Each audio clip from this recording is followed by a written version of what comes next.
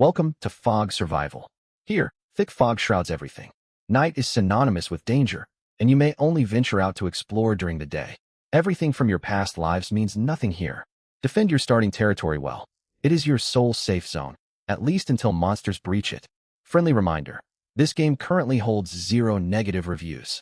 Based on feedback from beta test players, the version has been updated to deliver a higher quality gaming experience. Bugs allowing players to avoid injury, illness, and infection have been fixed in the current build.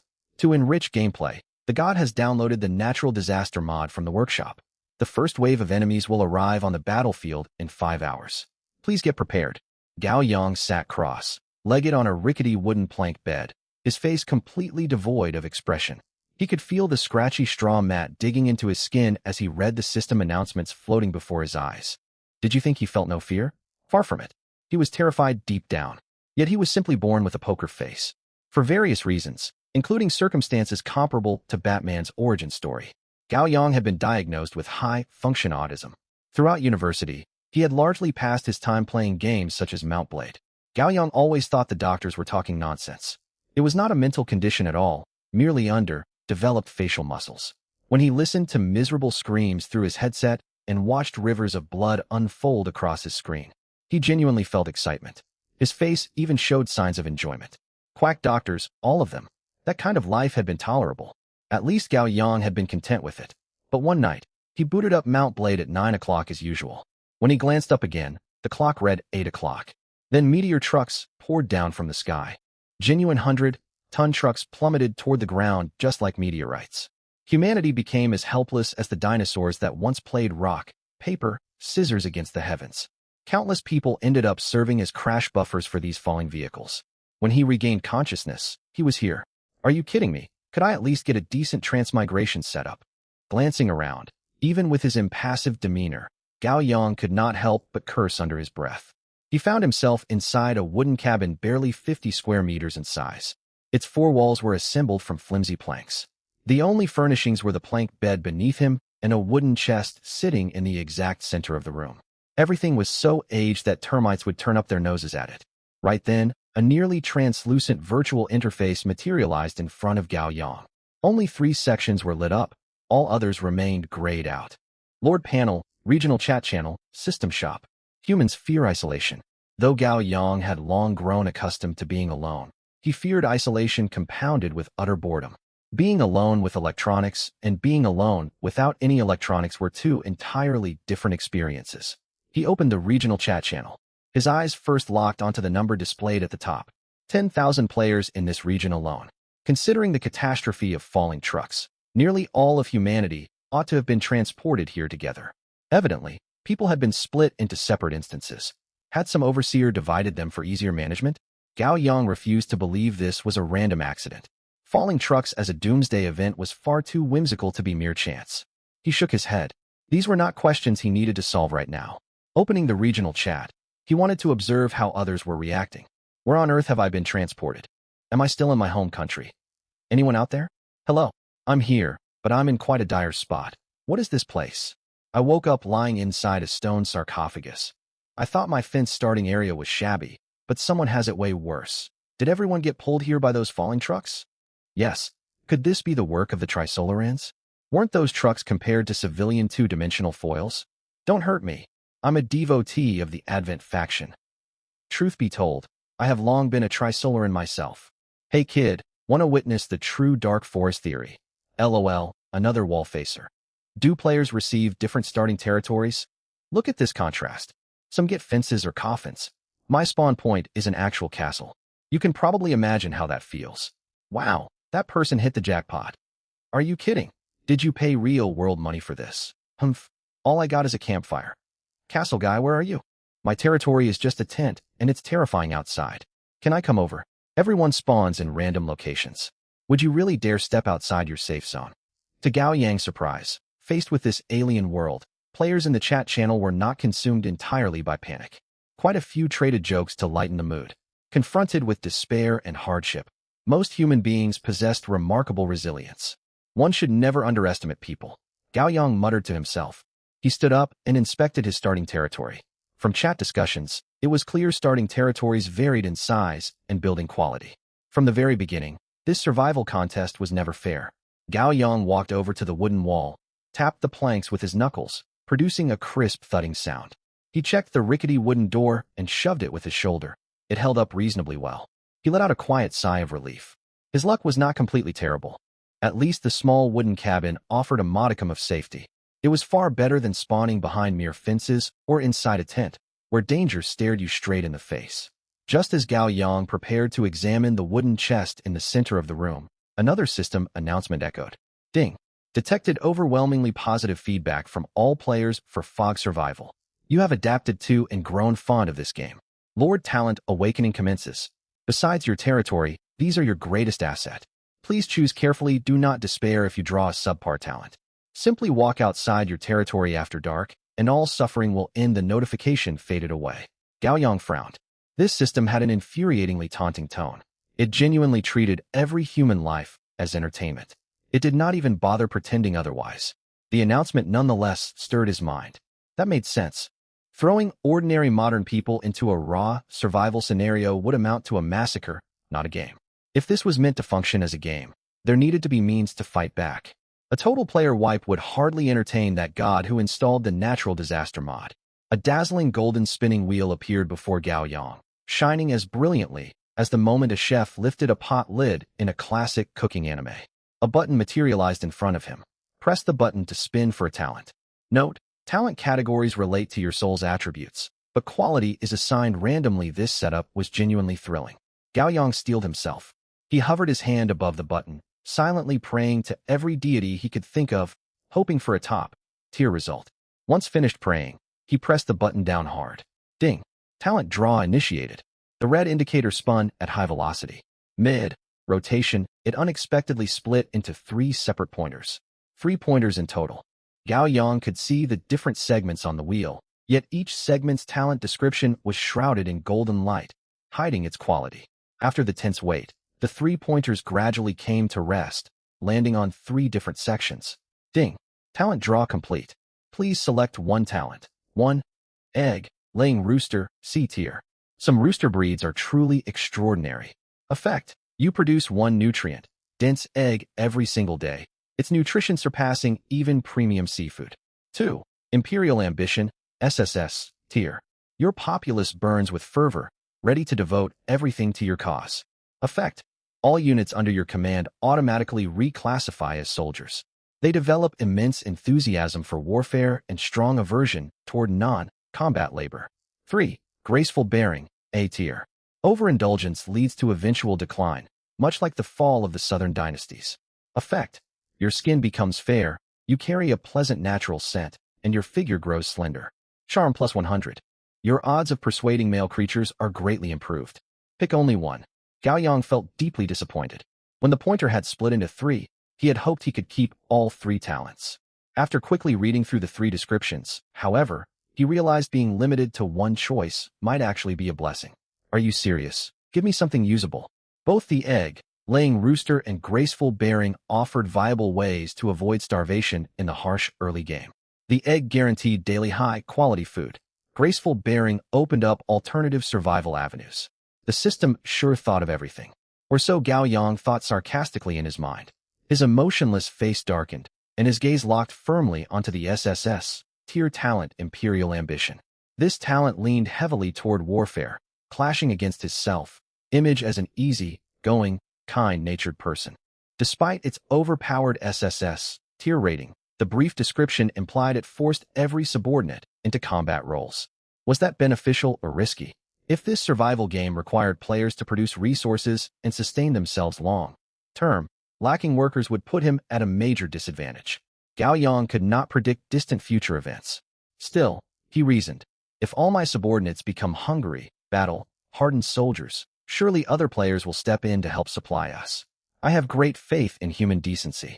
When you wield power and force, you discover far more kindness in the world. Compared to the other 2 options that brought massive drawbacks, Imperial Ambition was by far the most reasonable pick. There was no real contest. Gao Yang hardened his resolve and made his decision. Whether I can build an empire in this world or not, there is nothing wrong with holding ambition. If I grow cowardly and hesitant right now, what is the point of even trying to survive? I choose talent number 2. Ding. You have selected talent, Imperial Ambition. The spinning wheel dissolved into countless sparkling specks of light that drifted toward Gao Yang. For a moment, Gao Yang imagined himself standing upon a grand platform before countless onlookers, overcome by an urge to raise his hand and deliver a rousing speech. A strange tingling sensation spread across his upper lip. He suppressed the impulse. Performing such a dramatic monologue alone inside a cabin would look ridiculous. He possessed his new talent, yet held no subordinates for its effect to apply to. Instead of opening the wooden chest immediately, Gao Yang reopened the regional chat channel to observe other players' outcomes. Caution served him well. Who knew if a chest monster might lurk inside? Sure enough, the chat channel was in an uproar. Amazing. I rolled an A-tier talent. My talent is decent, allows strategic retreat. But why do I have to shave my head and wear pajamas to activate it?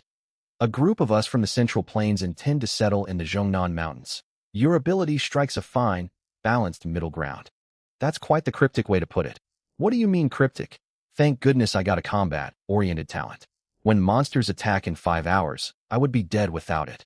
What's confusing about that? Oh no, I completely forgot about the incoming monsters. Wait a second, nobody reminded me. We're doomed. My talent is completely useless. There is no useless talent, only useless people. Post your talent, and we'll give advice. Energy conversion, D tier. You convert inhaled oxygen into carbon dioxide and food into bodily waste. A vital bodily function. Buddy, that's basically having no talent at all.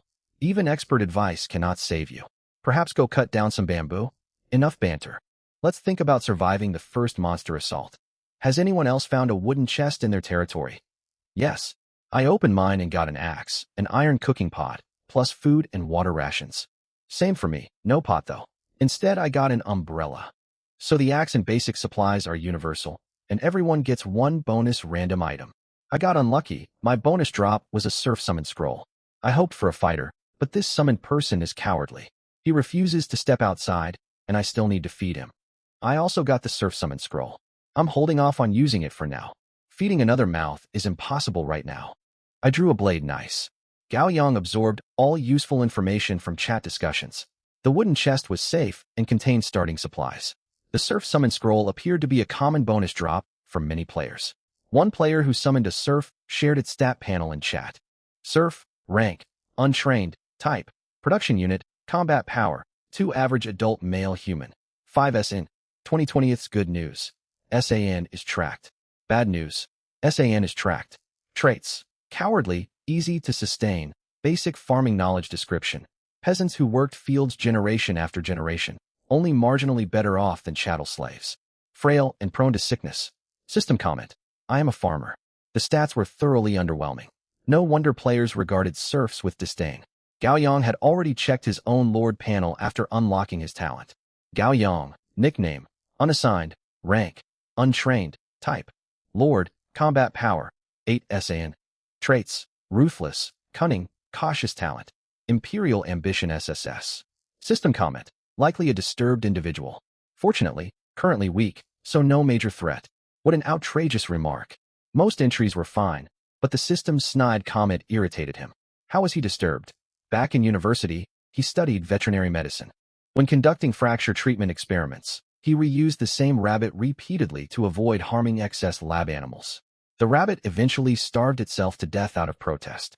That demonstrated compassion for living creatures. How could they label him disturbed? He also had no clue why his SAN value displayed as a question mark. Nevertheless, the combat power assessment felt accurate. Gao Yang stood 1.9 meters tall and weighed 100 kilograms. As an enthusiast of cold weapon combat, he regularly crafted replica lamellar armor and practiced combat movements in full gear. More than once, practicing with a two-handed greatsword on campus earned him the campus nickname, the Warlord. Working with large livestock as a vet required restraining powerful animals, so his strength was genuine. He had even been kicked by a horse on the job. He shook his head. A serf with combat power of merely 2 was worrying. Given its cowardly trait, it might not even stand against an aggressive medium-sized dog. Would such a unit become capable soldier material after Imperial Ambition took effect? No point overthinking. This is an SSS tier talent, so it cannot possibly be completely useless. If I don't get a summon scroll from my chest, I can trade for one in the regional chat. Right now, they should be easy to obtain. Gao Yang rubbed his hands together, took a deep breath, and heaved open the wooden chest's lid. No brilliant light burst forth. It was just an ordinary old wooden chest, without flashy visual effects. A stale, long, stored odor billowed outward as it opened. Cough, cough. Gao Yang choked on the musty scent and peered inside. Inside lay an axe with a 60-centimeter light wooden handle and moderately sharp blade. It looked new yet unlikely to endure heavy use. 2 500-milliliter bottles of mineral water, plus 2 large round black loaves of bread. These were universal starting supplies for every player. His bonus item lay beneath them, a scroll made of aged sheepskin. Gao Yang's eyes lit up. He quickly pulled it out and unfurled it. Strangely enough, while it had looked plain and unremarkable sitting in the chest, the scroll transformed the instant it touched his hands. Its pale surface darkened into deep violet, black, covered in blood-red patterns, radiating an ominous aura. The contrast was jarring. Frowning, Gao Yang pulled up its stat panel. The Burier, rank, untrained capable of growth, type, combat unit, equipment, long, handled spade. Combat power, 10, SN, 100 out of 100 traits. Zealous, cruel, fanatical devotion description. Once timid serfs driven to desperation by tyrannical nobles underwent a radical transformation. Now they are devoted to burying every opponent of their leader beneath the soil to fertilize the land. System comment. They buried their daughters during the nobles' feasts. They buried their sons for the nobles' wars. They should have buried themselves in old age. Instead, they buried their own dynasty. So these fighters wield spades. Gao Yang gasped at this intimidating stat sheet. Timid peasants transformed into zealous, ruthless warriors. Their combat power surged dramatically, and the unit could even grow stronger over time. This was far beyond what a regular serf could achieve. My talent, imperial ambition. Is this a job change? It feels like I've gotten an entirely new person. Still, Gao Yang thought about it and calmed down. This was an honest man driven to the absolute brink. As the old saying goes, even Wang Meng acted humble and dutiful before he seized power. Zhu Yuanzhang had once been a beggar, and Li Zicheng had worked as a postal clerk. When people are pushed past their breaking point, they can undergo earth-shaking transformations. When the Qing forces were getting routed by the Nian rebels, they never imagined those common folk they'd always looked down on could be so formidable. Knight lords were not guaranteed victory over peasant farmers wielding pitchforks. As a Mount Blade player, Gao Yang knew this all too well. Still, since this was his own golden finger ability, the more powerful it was the better. Gao Yang accepted it readily. Did not activating it count as activating it? He waved his hand and clicked summon. This summoning using a summoning scroll was different from recruitment. Summoning consumed the scroll itself, with no extra costs. Recruitment, by contrast, was mostly done through buildings and usually required specific resources. The moment Gao Yang made his choice, the summoning scroll in his hand ignited with no wind. The fire burned against his palm, yet brought no heat at all. Instead it felt smooth, wrapping around his fingers. Fascinated by the strange sight, Gao Yang turned the burning scroll about in his hands. Unified reply, you cannot do that. Eventually the whole scroll dissolved into a wisp of coiling smoke. When the smoke cleared, there stood a middle-aged man looking bedraggled, clutching a rusty iron shovel. He was travel-worn, dressed in tattered linen short robes covered all over in patches. One worried whether his clothes could keep out the cold any better than a single pair of socks. Poor as his gear was, his spirit was outstanding. His eyes blazed intensely. His exposed chest and face bore the dark, red tan left by harsh sunlight. A genuine peasant farmer. Master. The Burier stepped forward respectfully before Gao Yang. Tell me whom to bury, and I shall bury them. Great, full of spirit. The only problem was, there was nobody that needed burying right now. Gao Yang sized up his very first subordinate. Overall, he was quite satisfied. Yet there was something odd about the way the man stared at him. His gaze was unblinking, burning with the fervor of one beholding his life, long idle. Pure, whole-hearted admiration. Gao Yang had seen that exact look in certain online videos. Unlike the forced adoration seen in those videos, the passion in the Burier's eyes was utterly genuine. If Gao Yang gave the word, this man would give up everything for him. Only then did Gao Yang truly grasp what his talent, imperial ambition, described. The people have grown fervent. They will gladly lay down their lives for you. That must be where the Burier's trait, fanatical devotion, came from. Can you also perform regular production labor? Gao Yang asked tentatively. At this question, The Burrier's mind visibly short-circuited. He then replied, "Whatever your will commands, I shall strive my utmost to accomplish it." The question made as little sense to him as asking a fish if it could ride a bicycle. His war-frenzy base instinct told him he was unsuited for such work. But his core, fanatical devotion instinct forbade him from defying Gao Yang's will. The end result: set competence aside for now. First, show unwavering loyalty. Gao Yang's expression turned blank. The instant the Burrier finished speaking, system notifications popped up non-stop. Task mismatches aptitude. Burrier's discontent, +1. Fanatical loyalty to liege. Burrier's discontent, 1. Task mismatches aptitude. Burrier's discontent, +1. Fanatical loyalty to liege. Burrier's discontent, 1. This man was literally arguing with himself inside his own head. White wisps of steam began curling from the Burrier's head, clear signs of mental overload. Seeing this, Gao Yang quickly spoke to remedy the situation. "Fear not. I will not make you do production work. In time, others will supply the resources we need. Monsters will come knocking at midnight tonight. Can you plant them into the ground for me?" He could check the system time. It was just past 7 o'clock. Adding the remaining countdown, the first monster wave would arrive exactly at midnight. At Gao Yang's words, the Burrier's spirits soared. "By your will. Planting. Dig holes and plant them all. What a fine farmer." His whole heart set on tilling soil. Gao Yang felt almost moved. If all farmers in the world held such love for labor, how could soil fertility ever be lacking? Even pesticide merchants would have to second-guess their own trade. He clapped the Burrier on the shoulder in encouragement, then set about preparing for the monster onslaught tonight. First, his physical condition. Before being pulled into this game by that great catastrophe, he had eaten a take-out meal, so he was not hungry. He only sipped some water. The Burrier explained he spawned in full condition and required no food for the moment. The 2 black bread rations could be saved for tomorrow. Those supplies were tight this early in the game. Gao Yang could not help complaining about the bread. Its quality was abysmal. He could overlook the coarse grain mixed with chaff, but there were actual wood shards inside, not fine sawdust, but chunks of wood as long as a finger. Who could possibly eat this? Next came equipment. The Burrier fought best with his own shovel, so Gao Yang kept the axe for himself. But the axe was short. It worked as a secondary weapon, yet fighting with it alone carried too much risk. Gao Yang bore both cautious and cunning as traits. He was the sort of person who would use at least 5 sheets of toilet paper every time he went to the lavatory. He was thoroughly prudent. Gritting his teeth, he took his axe and demolished the only 2 pieces of furniture inside the log cabin, a wooden chest and a wooden bed. From the chest, he pried free 2 square planks large enough to cover the chest. He tore the straw mattress from the bed into straw rope and tightly bound it to the planks. 2 crude yet functional wooden shields took shape. He gave one to the Burrier and kept the other for himself. Now they had basic protection. From the broken bed frame, he selected the longest plank, trimming and shaping it with his axe until it had a hand grip, friendly diameter. Next, he planned to start a bonfire using the leftover timber. His starting log cabin came with no built-in hearth. From what other players wrote in the global chat channel, most spawned without one. A tiny number, however, actually spawned with a bonfire already present. They would have to fight monsters out in the open air. That sounded absolutely brutal. Fortunately, Gao Yang had watched plenty of survival content online. He knew the basics of fire, starting by friction. After some effort, he finally got the bonfire burning.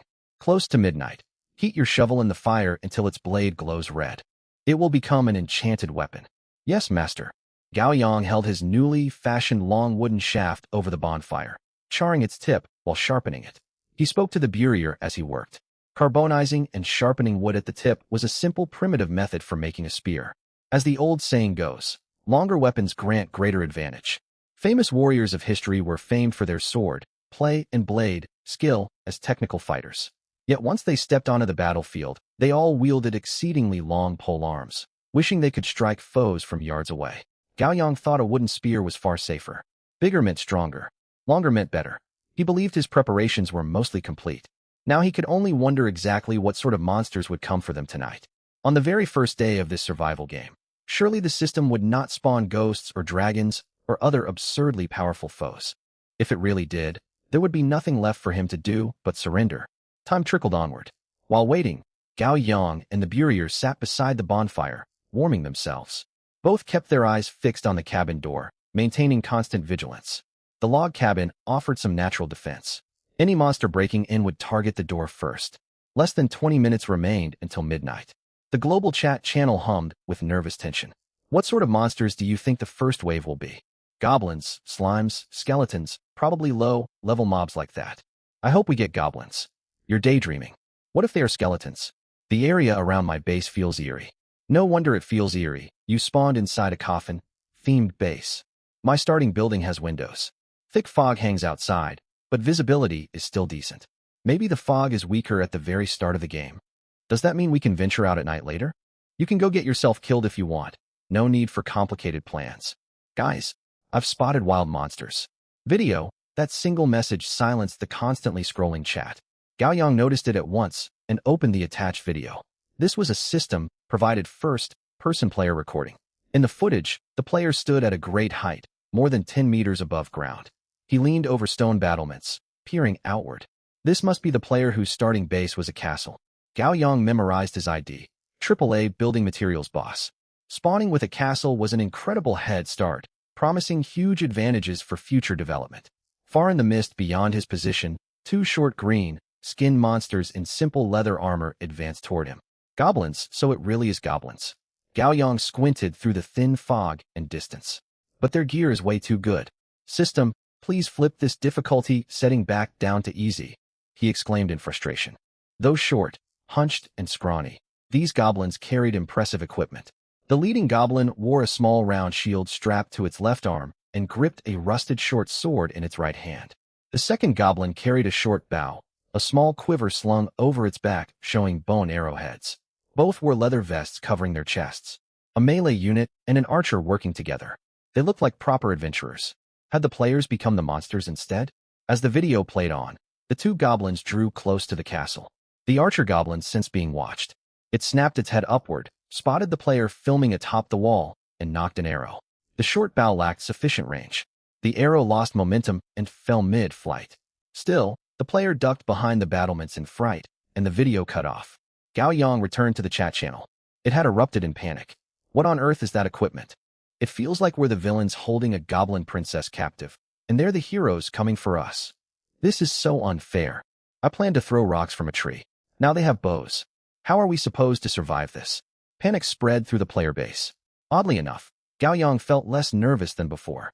Fear stemmed largely from the unknown. Now that he had intelligence on the enemy, he could plan accordingly. A dozen minutes remained. Gaoyang told the Burier to heat his shovel red-hot in the bonfire, then fill the shovel with smoldering coals. If the goblins tried to break through the door, they would get a face full of burning embers. They had projectile threats of their own to counter the enemy archer. Gaoyang strapped his axe to his waist, blade pointing upward for easy drawing. He crouched low, wooden shield held forward, wooden spear gripped in his other hand. From Gaoyang's perspective, the fight was far from unwinnable.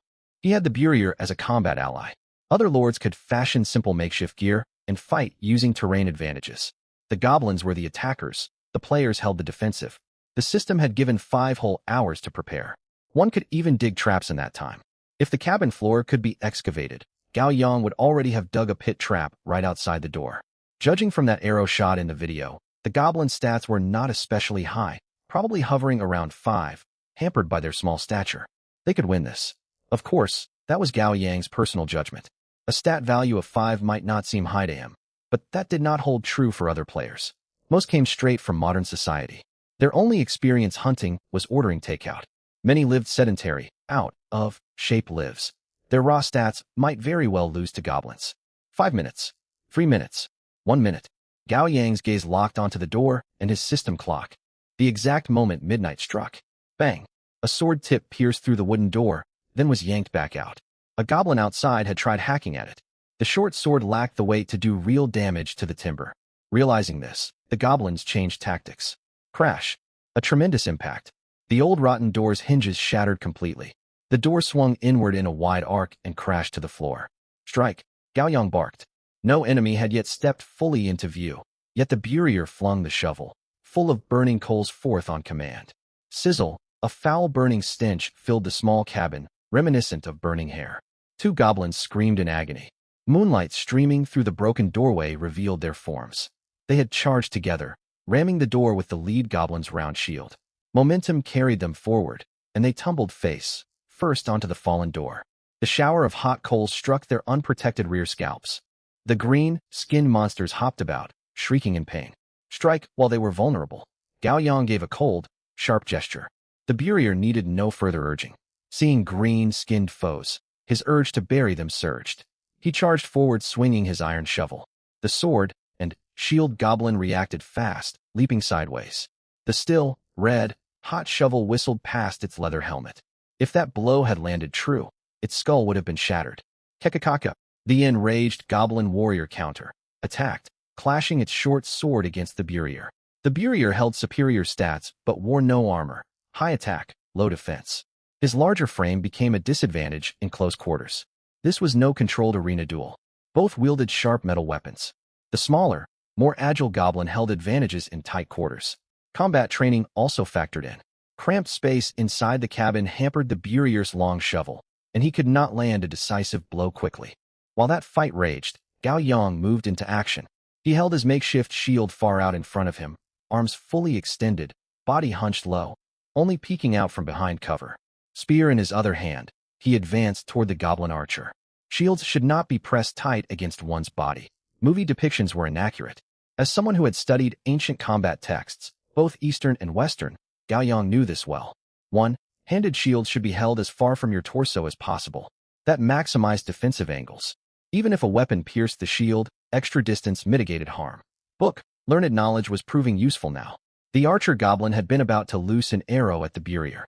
In that short span of fighting, the warrior goblin had already taken several heavy blows. The Burrier only had a few shallow gashes along his leg. Yet more enemies were closing in on them. When push comes to shove, you sacrifice others to save yourself. You could hardly expect goblins to uphold chivalric ideals of rescuing their comrades.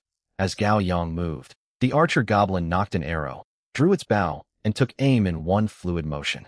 A bolt came streaking straight toward him. Thud! The arrow flew fast, but the cabin was cramped, and the goblin was short, statured with limited reach.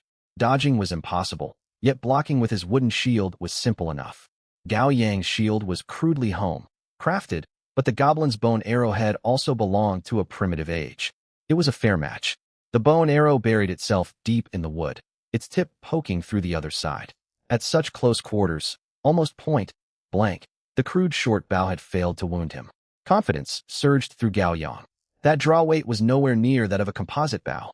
While the goblin reached behind its back for another arrow, Gao Yang used his long legs to charge forward. Wooden spear braced in his grip. Grass rope bound the spear shaft firmly to his hand, securing his grip for forceful thrusts and preventing the weapon from slipping free. Tying a rope to a spear shaft was a cavalry tactic rarely used by infantry. But Gao Yang had planned for this from the start. Since the goblins held better gear and combat experience, he would not compete on those terms. He would strike hard and hope for the best. Seeing the spear tip aimed straight at its chest, the archer goblin's eyes flashed with raw terror. Caught off guard and without proper armor, it hastily held its short bow horizontally across its chest as a makeshift guard. Surprisingly, the desperate block saved its life. Gao Yang's charge carried plenty of speed and power, yet his makeshift weapon failed him. Crack! There was a sharp snap. Both the spear tip and the bow limb shattered. The remaining momentum sent the archer goblin stumbling backward more than a dozen steps. Its leather padding absorbed the blow, and it survived the thrust. Are you kidding me? You're still standing? Some kind of tumbler doll. Gao Yang muttered in exasperation. Plans rarely survive contact with reality. He had expected the strike either to kill the foe or knock it off balance for a finishing blow. He had not anticipated his spear would break so easily. What rotten, worm-eaten old would have the system dug up? It would barely serve as rough toilet paper. He tossed the broken shaft aside, drew his hand, axe from his waist, and hefted it. He stared blankly at the archer goblin. Round 2. The archer goblin stared at its shattered bow, grief and rage boiling over. Whether from chest pain or sorrow over its broken weapon, it pulled a bone dagger from its leg and snarled at Gao Yang. At that very moment, Gao Yang's mouth twisted into a grin. He meant to smile, yet his stiff facial features made the expression look eerie. As the goblin tensed for combat, Gao Yang leaped backward, adopting a throwing stance similar to a basketball shot. He hurled the axe. It spun end over, end through the air toward the warrior goblin locked in combat with the Burrier. That warrior goblin had drawn the short straw. The Burrier's stats far outmatched its own. The Burrier could afford countless mistakes. The goblin could afford none. It survived only thanks to the narrow terrain and decent equipment. Even so, the Burier had landed multiple heavy blows, nearly concussing it. It never noticed the flying axe arcing toward the back of its skull. Crack! Another sharp crack echoed. This time it was the sound of a calcium-rich skull being split open. The warrior goblin collapsed instantly, the axe embedded in the back of its head. The Burier was not about to stand idle.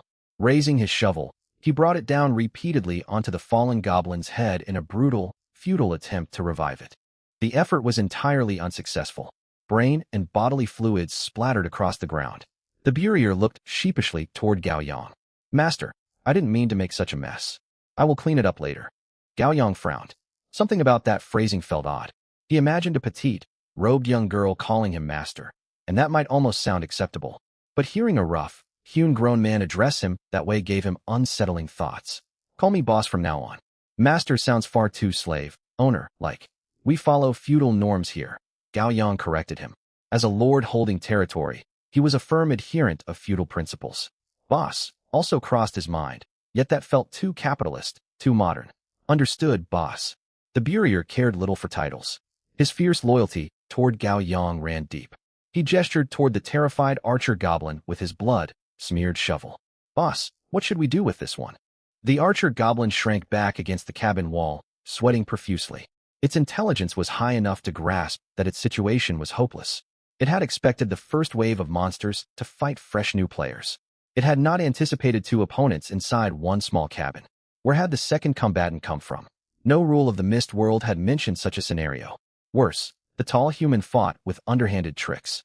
Fighting goblins did not deserve such crafty tactics. Full of bitter resentment, the archer goblin was finally beheaded by Gao Yang's axe. The cabin defense was over. Ding. Congratulations. You have survived the first wave of monster attacks. Survival method, total annihilation. Reward chest has been delivered. Bonus reward, territory expansion. Current monster wave count, 2. Gain points, 10. Regional leaderboard unlocked. Note, regional rankings will be evaluated after the 10th monster wave. Strive to raise your point total. Regional leaderboard? Gao Yang blinked at the system notification. A flood of new information washed over him. Still, more urgent matters demanded his attention. Looting the corpses. Everyone knew. Defeating monsters without looting them was the same as not looting them at all. Gao Yang tossed the severed head aside and told the Burier to drag the two goblin bodies together.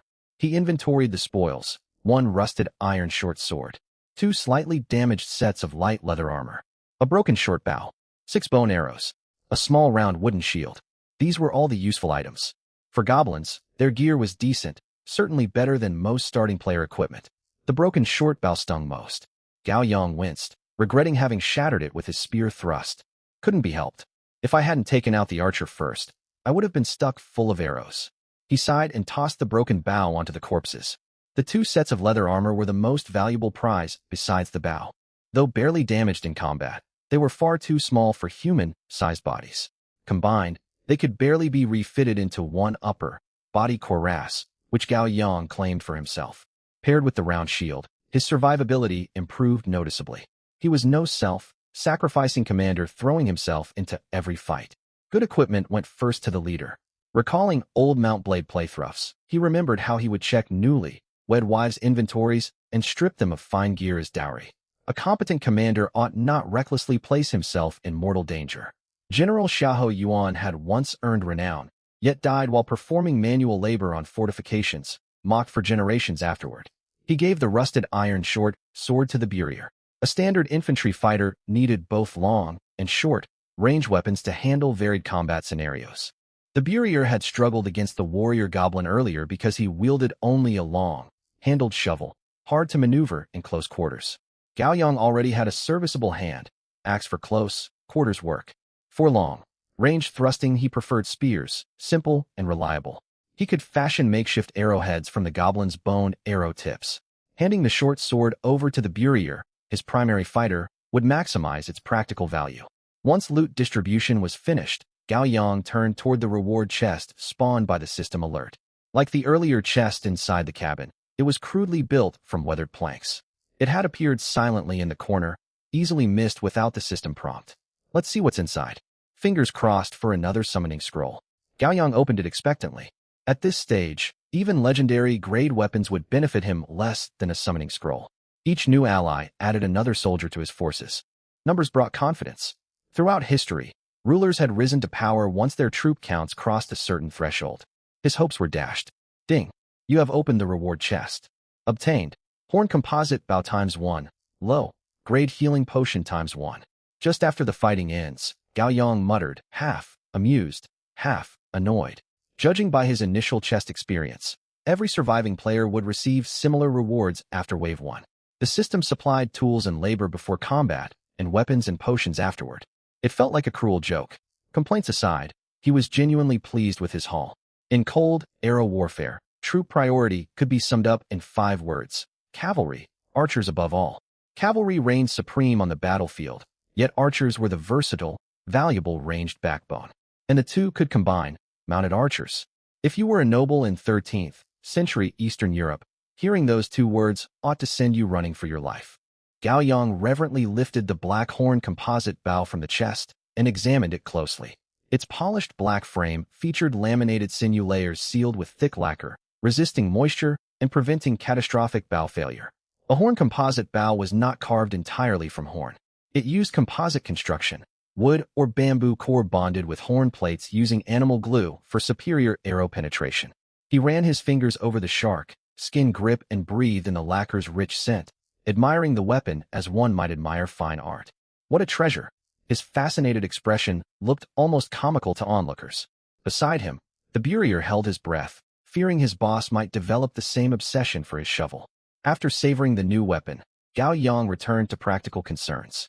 He tested the bow, roughly 60-pound draw weight, drawable by human strength. But the system had given him a bow with no ammunition.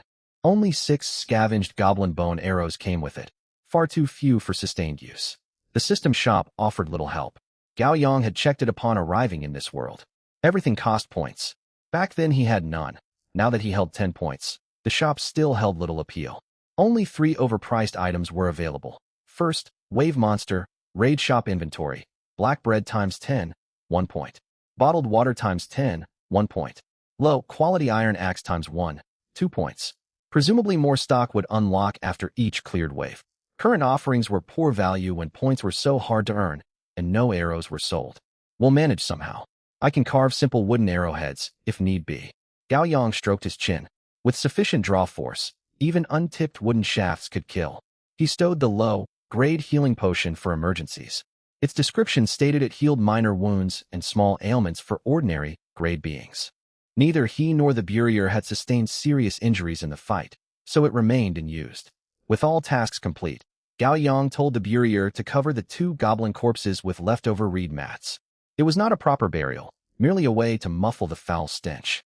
Dumping the bodies outside was out of the question. The cabin door had been smashed inward during the assault. Cautiously peering outside, he saw a thick green fog shrouding everything in pitch black night. The mist was held at bay outside the cabin walls, yet strange noises echoed in the distance. Tossing fresh corpses out there would draw unwanted predators. They would deal with the bodies at dawn. The Burier seemed eager to dig graves. The 2 settled beside the campfire to rest and wait for sunrise. It was past 1 in the morning. Gao Yang estimated the mist would lift around 6 o'clock, leaving them a few hours to sleep. The Burier, worn out from combat, quickly fell asleep beside the fire, snoring loudly. Gao Yang could not rest. In his old life, he would have still been up late playing video games. Bored, he opened the global player chat channel to see how others had fared. An hour had passed. Many would have either survived or perished. Thank goodness those monsters are gone. Thought I'd suffocate hiding. Where were you hiding? There was a well in my starting courtyard. I jumped in and held my breath underwater while the goblins searched around. How are you getting back out? No reply. Oh no. Wow, killed by a well. Count your blessings you survived it all. How many players died this wave? The guy who spawned in a tent hasn't spoken. Probably dead. My starting spawn was a coffin. Turned out that wasn't all bad. I shut the lid, and the goblins never found me. Maybe they weren't interested in what they thought was a corpse? Scrolling through the survivors' banter, Gao Yang glanced at the player count displayed at the top of the screen. 9,652/10,000. He was surprised. Not that people had died, but that so many had lived. Those 2 goblins had been tough opponents with proper gear and fighting skill. Fighting them alone would have left him badly injured at minimum. Logically, nearly half of the 10,000 players ought to have perished. The survival rate felt suspiciously high. Was I actually just a weakling? Had everyone in the chat channel already reached the level of Spartan warriors? No, I refused to believe it. Gao Yang, who had great confidence in his physique, nearly had his mental state shattered. He scrolled further up through the chat channel messages and finally understood why so few people had died.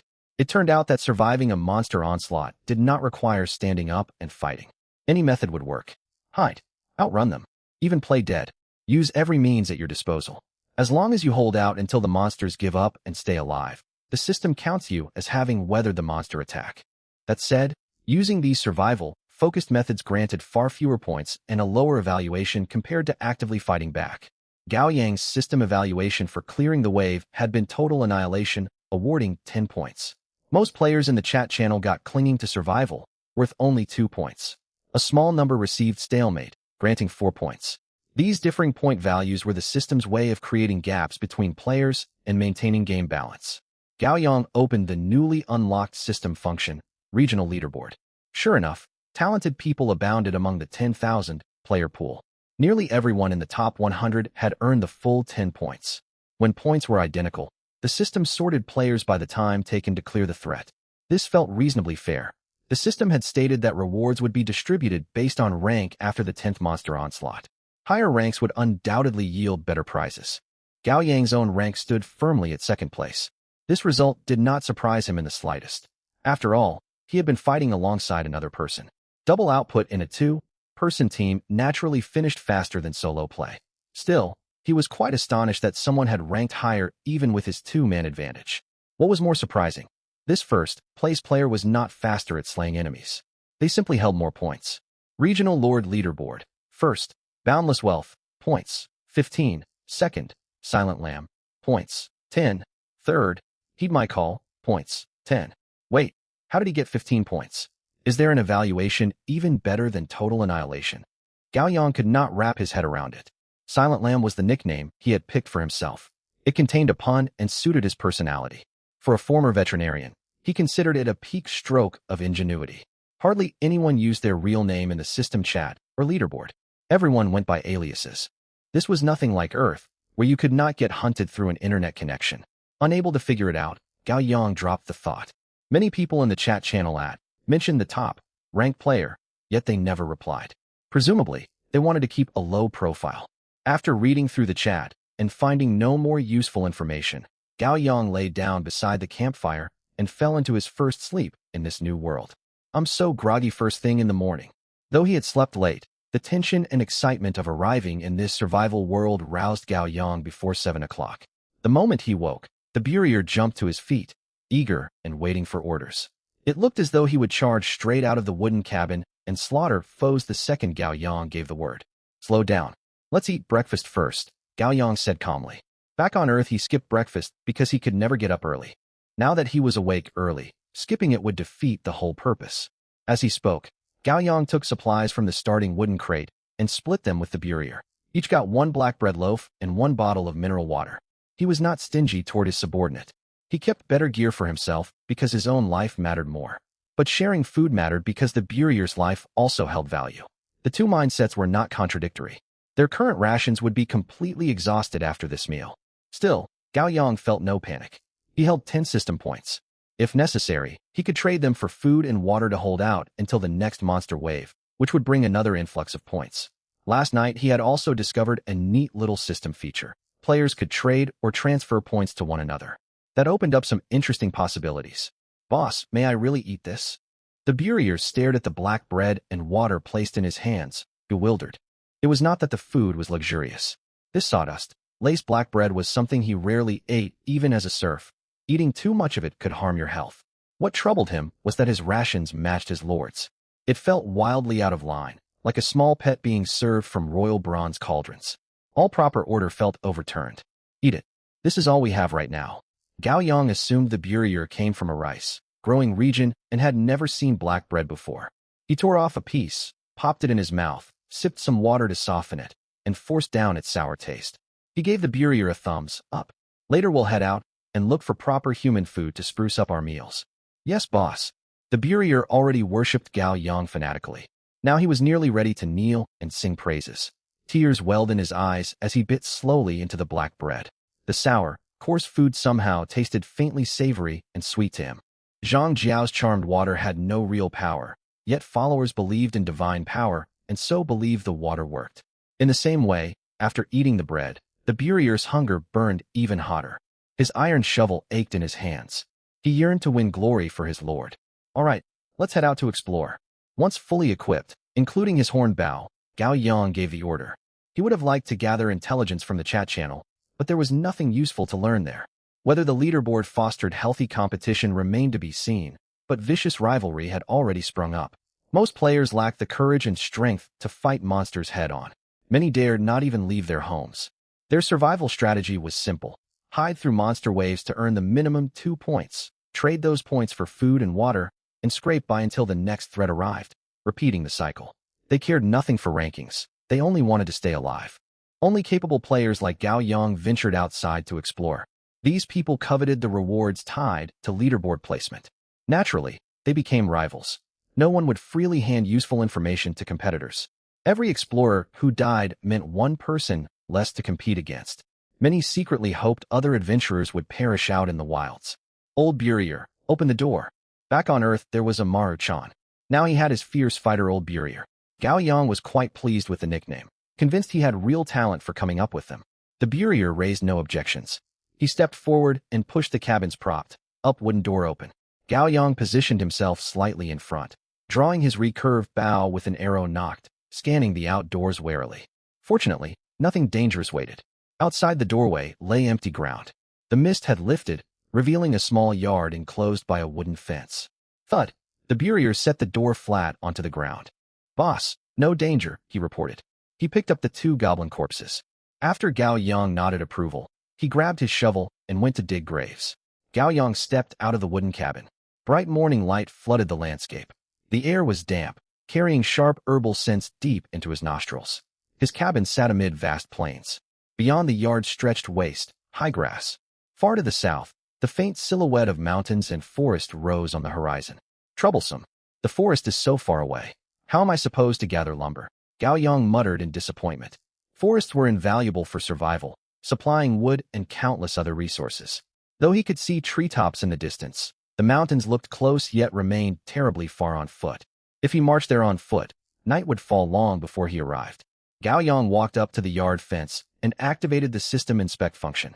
This fenced yard was the bonus territory the system had granted him last night.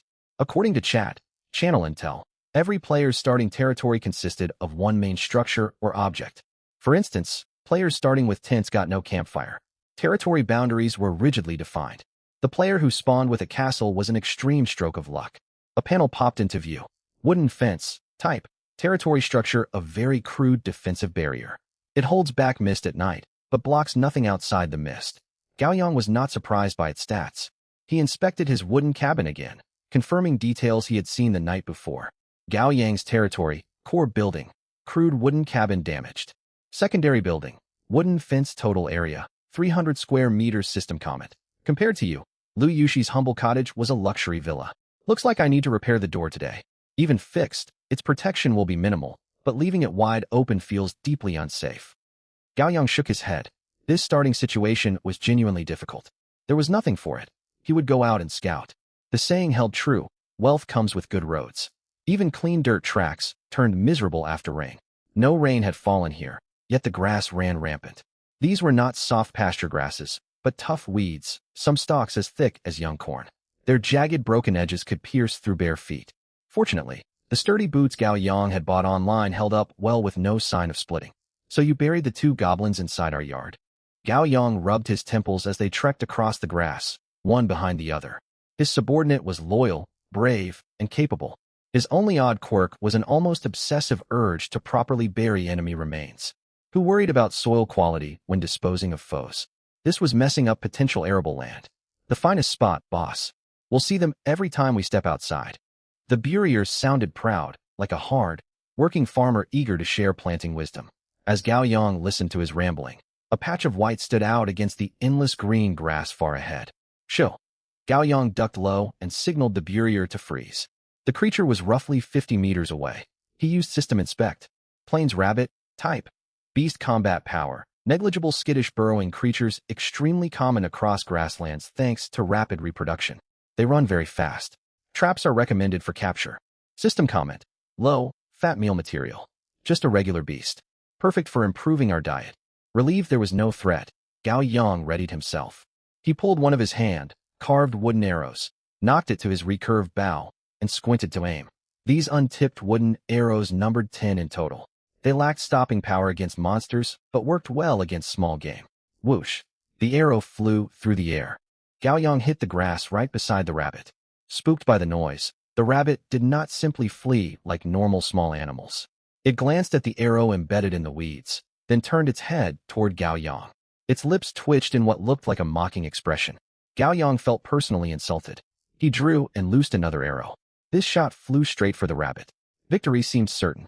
At the last instant, the rabbit twisted its body and darted right under the incoming arrow. Another miss. The rabbit's expression now read as pity. It shook its head toward him, as if sighing at his incompetence. Then it bounded away. To be fair, this was a stiff new high draw bow, and his hand-carved arrows were crude. The long distance made misses entirely expected. Gao Yang had performed reasonably well, but the rabbit's alarmingly human-like demeanor bruised his pride. Fine. From now on, I hold all anthropomorphic beasts in contempt. Gao Yang began mentally planning ways to improve his archery. He almost considered setting fire to the grass to hunt down that infuriating rabbit, though he dared not risk drawing danger so close to the cabin. His killing intent grew so palpable that the Burier shivered, scanning the surroundings for unseen threats. Moving past this odd encounter, they kept exploring. Plains rabbits seemed abundant across these grasslands. Further on, they reached a small hilly slope pock, marked with burrows, teeming with rabbits. These specimens had plain gray fur, unlike the strange white one they had met earlier. They were far less alert. Several barely bothered to run. Gao Yang easily caught 3.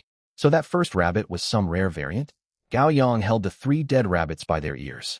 Encountering a special creature right out the gate felt like something straight out of a beginner's adventure story. Could he be some sort of chosen protagonist? This hillside was clearly a resource node with an unusually high rabbit population. Gao Yang marked it on his system map. The map was mostly black. Only his home territory glowed bright. Areas lit up only as he physically visited them, but at least it prevented him from getting lost. Since they had come this far, Gao Yang kept hunting. He retrieved his arrows after each shot, whittling them sharp again when they dulled. The Burier kept watch for threats. They hunted from early morning until 3 in the afternoon. Gao Yang's archery improved noticeably. He returned to the cabin once to craft more wooden arrows, costing time. Eventually, the rabbits learned danger lurked even from stationary humans. They vanished into burrows or fled. Hunting would not be this easy in the future. Even so, they bagged 27 rabbits total. Each of these well-fed plains rabbits weighed 7 to 8 pounds. Dress each one, and you got roughly 4 pounds of usable meat. Rationed carefully, this supply would feed Gao Yang and the Burier for a full week. Their pelts could also be made into warm clothing. A tremendous haul. Survival in this world is not as hopeless as I thought. The system does leave avenues to live. Gao Yang thought to himself. I suspect every player has one such nearby resource node. A reward for those brave enough to leave their homes. Those who stay locked indoors get nothing. 10 of the 27 rabbits had already been carried back to the cabin during a midday trip. For the rest, they twisted dry grass into rope, tied the rabbits by their ears, and strung them together for one single trip home. The walk back took roughly half an hour. Before dusk fell, they still needed to gather fire fuel and locate a water source. The grassland was no uniform lush meadow. Many plant varieties grew here. Dry dead grass at the base of clumps could be twisted into rope or burned for fuel. Gao Yang had learned a great deal about this world's temperature overnight. He had no idea what climate zone he occupied, nor whether seasons followed natural laws or some deity's whims. Days hovered around 20 degrees Celsius, climbing above 25 at noon. The weather was pleasant.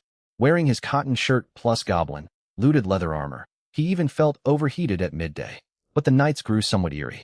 Judging from last night's experience, the temperature plummeted once night fell under the influence of the mist. Even inside the log cabin, the temperature would drop below 10 degrees Celsius.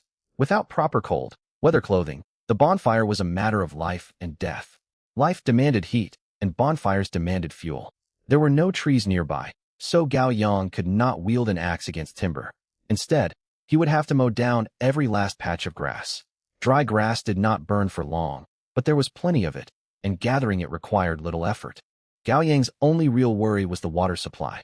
The grassland stretched out in every direction with unobstructed views, yet after careful observation, he spotted no rivers or puddles anywhere.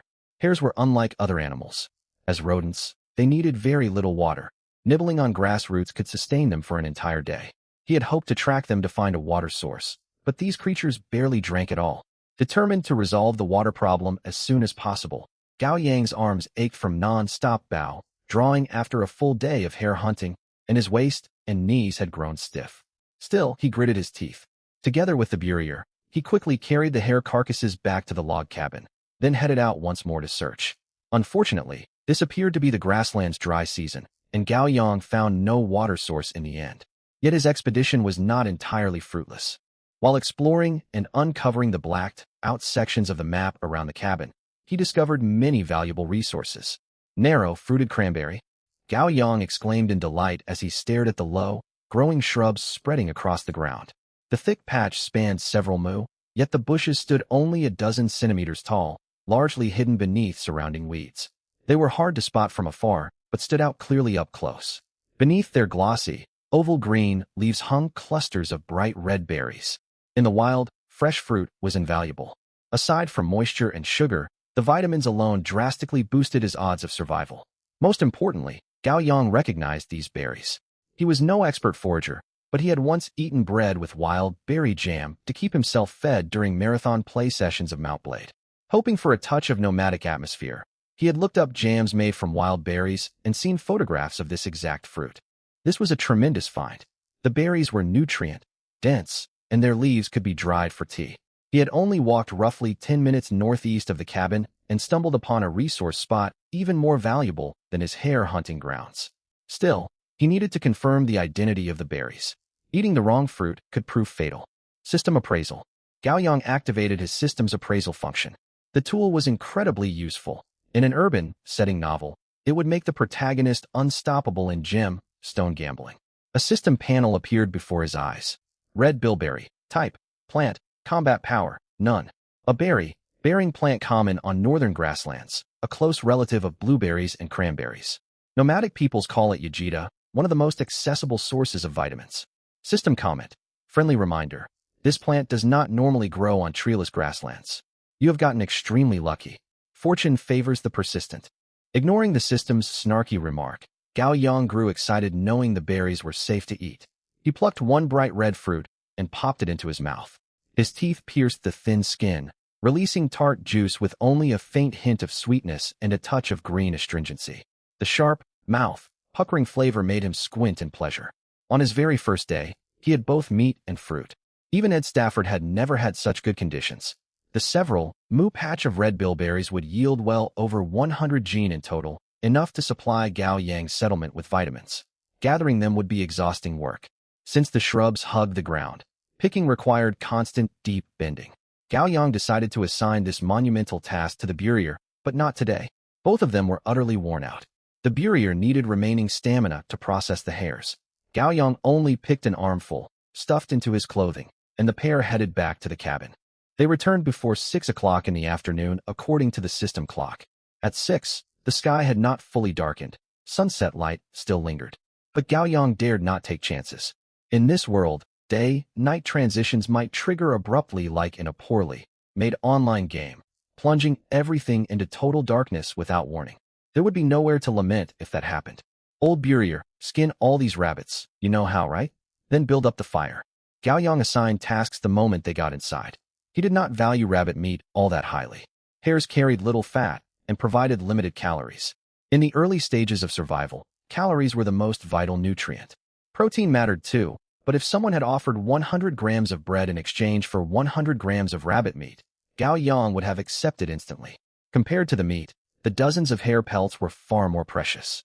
Properly tanned and dried, they would be immensely useful. Rabbit fur actually offered better warmth than raccoon dog or fox fur. It simply lacked prestige in commercial markets. His log cabin was far from sturdy and leaked in places. Even in calm weather, they needed a bonfire to get through cold nights. Violent weather would render those flimsy planks nearly useless. He had to prepare proper cold weather gear before conditions worsened.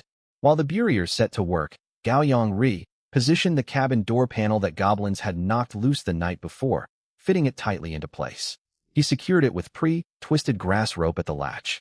Stepping back, he frowned. The fix was barely functional. The grass rope lacked strength, offering minimal defensive value. There were no branches to reinforce it, only endless wild grass outside.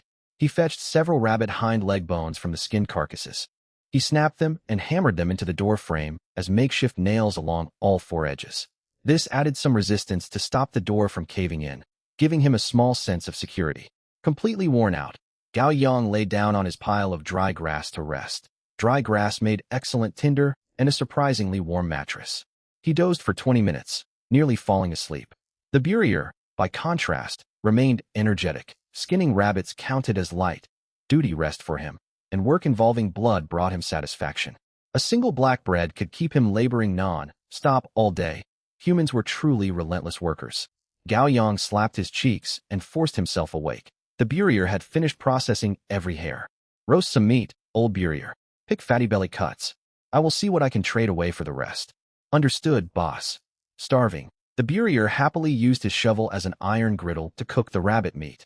Grease sizzled over the flames, filling the cabin with rich aroma and making Gao Yang's stomach rumble. He eyed the shovel griddle with some hesitation. This shovel had smashed goblin skulls and buried goblin corpses. Oh well, as long as it was not toxic. Beggars could not be choosers. Cooking on a metal surface reduced grease loss compared to roasting over wooden spits. This explained why iron pots were more sought after than blades among steppe peoples in feudal eras. The bonfire burned hot, and the meat cooked quickly.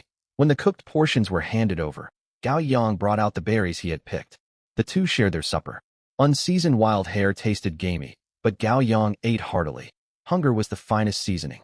He paired meat with berries, and their sharp tartness balanced the flavor. He ate nearly 3 gene of rabbit meat, and the Burrier cooked another shovel. Full when that ran out. Full but still thirsty, Gao Yang opened the regional chat channel, hoping to sell excess rabbit meat. He held roughly 160 gene of raw hare. Meat spoiled quickly. Smoking it into jerky would take excessive fuel and manpower, resources he could ill afford. Drying berries into fruit cakes would deliver more calories with less effort. The number of players shown at the top of the chat window had decreased. Evidently, some unlucky participants had perished during daytime exploration. That was so close. I ran into a wolf on the way home. It kept chasing me while howling about loving frying pans. That's terrible luck. I ran into no danger out there. I psyched myself up for ages before exploring, and nothing bad happened. I even found a mushroom patch and gathered a big haul. These mushrooms taste pretty good. Hey, why are sprites floating through my window? We're in trouble. We're in trouble +1. Was day 1 supposed to be a beginner-friendly phase? Seems like it. Apart from the really unlucky folks like the wolf, chased guy, most of us found resource spots close to home. Selling well water, bring your own containers, quantity discounts. Wait, are you the guy trapped in the well? Did you climb out? Ugh, don't ask. I wore my fingernails down climbing out, trading barely used blue and white striped underwear for food. Food offers take priority. Pass on used clothing. Some say humanity's 3 oldest professions originated at the dawn of mankind: transactional exchange, politics, and plunder. Originally, the list only included transactional exchange, before people added politics and plunder. Gao Yang thought the framing could be adjusted: transaction, power plays, and brute force. All 3 were thriving in the chat channel right now, though the latter 2 operated more discreetly. Scrolling through messages, Gao Yang saw many players trading basic resources: lumber, stone, water. Birth locations varied greatly. What was worthless to one person was precious to another. Those spawned in forests had abundant timber. Those near rivers had endless water. Survivors of day 1 bartered surplus goods for necessities. As Gao Yang expected, almost nobody was selling food. Obtaining food was the greatest early challenge. Ordinary modern people lacked proper tools and hunting skill. Even Gao Yang's hare harvest depended entirely on his recurved bow. Those who stumbled upon berry patches could only gather limited quantities by hand, leaving nothing to spare for trade. At this stage, Gao Yang alone held excess food to put on the market. He decided to sell 100 gene of fresh hare meat and set aside 60 gene to make jerky for reserves. He also listed his leftover red bilberries to test market interest. Silent lamb, 100 gene of freshly killed wild hare meat for sale. Fresh catch today. Message me privately if interested. Silent lamb, fresh red wild berries for sale. Safe to eat. Tart, sweet flavor, rich in trace vitamins. Limited stock, highest bidder gets priority. Gao Yang knew food was scarce and assumed his goods would fetch good prices. To other players, his posts meant far more. 100 gene of hare meat? How had he pulled that off?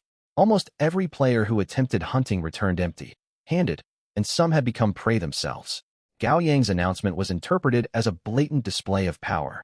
If he could spare 100 gene for sale, he must have kept even more for himself. His ID already ranked high on the leaderboards. The chat channel fell briefly silent before erupting. Wow, a big shot player. 100 gene. Did he wipe out an entire hare colony? Great player, could you spare some meat? I can trade other useful resources. I'm starving but have plenty of resources to offer. While I'm surviving on black bread, this guy has surplus meat. No wonder Silent Lamb is ranked 2 on the leaderboards. His capability is terrifying. Quit worshipping him. It's just rabbit meat, not some giant beast. He might just be an experienced hunter who trapped them. Easy for you to say. Could you catch any? Being a capable hunter makes you a big deal here. Skill means nothing if you get attacked.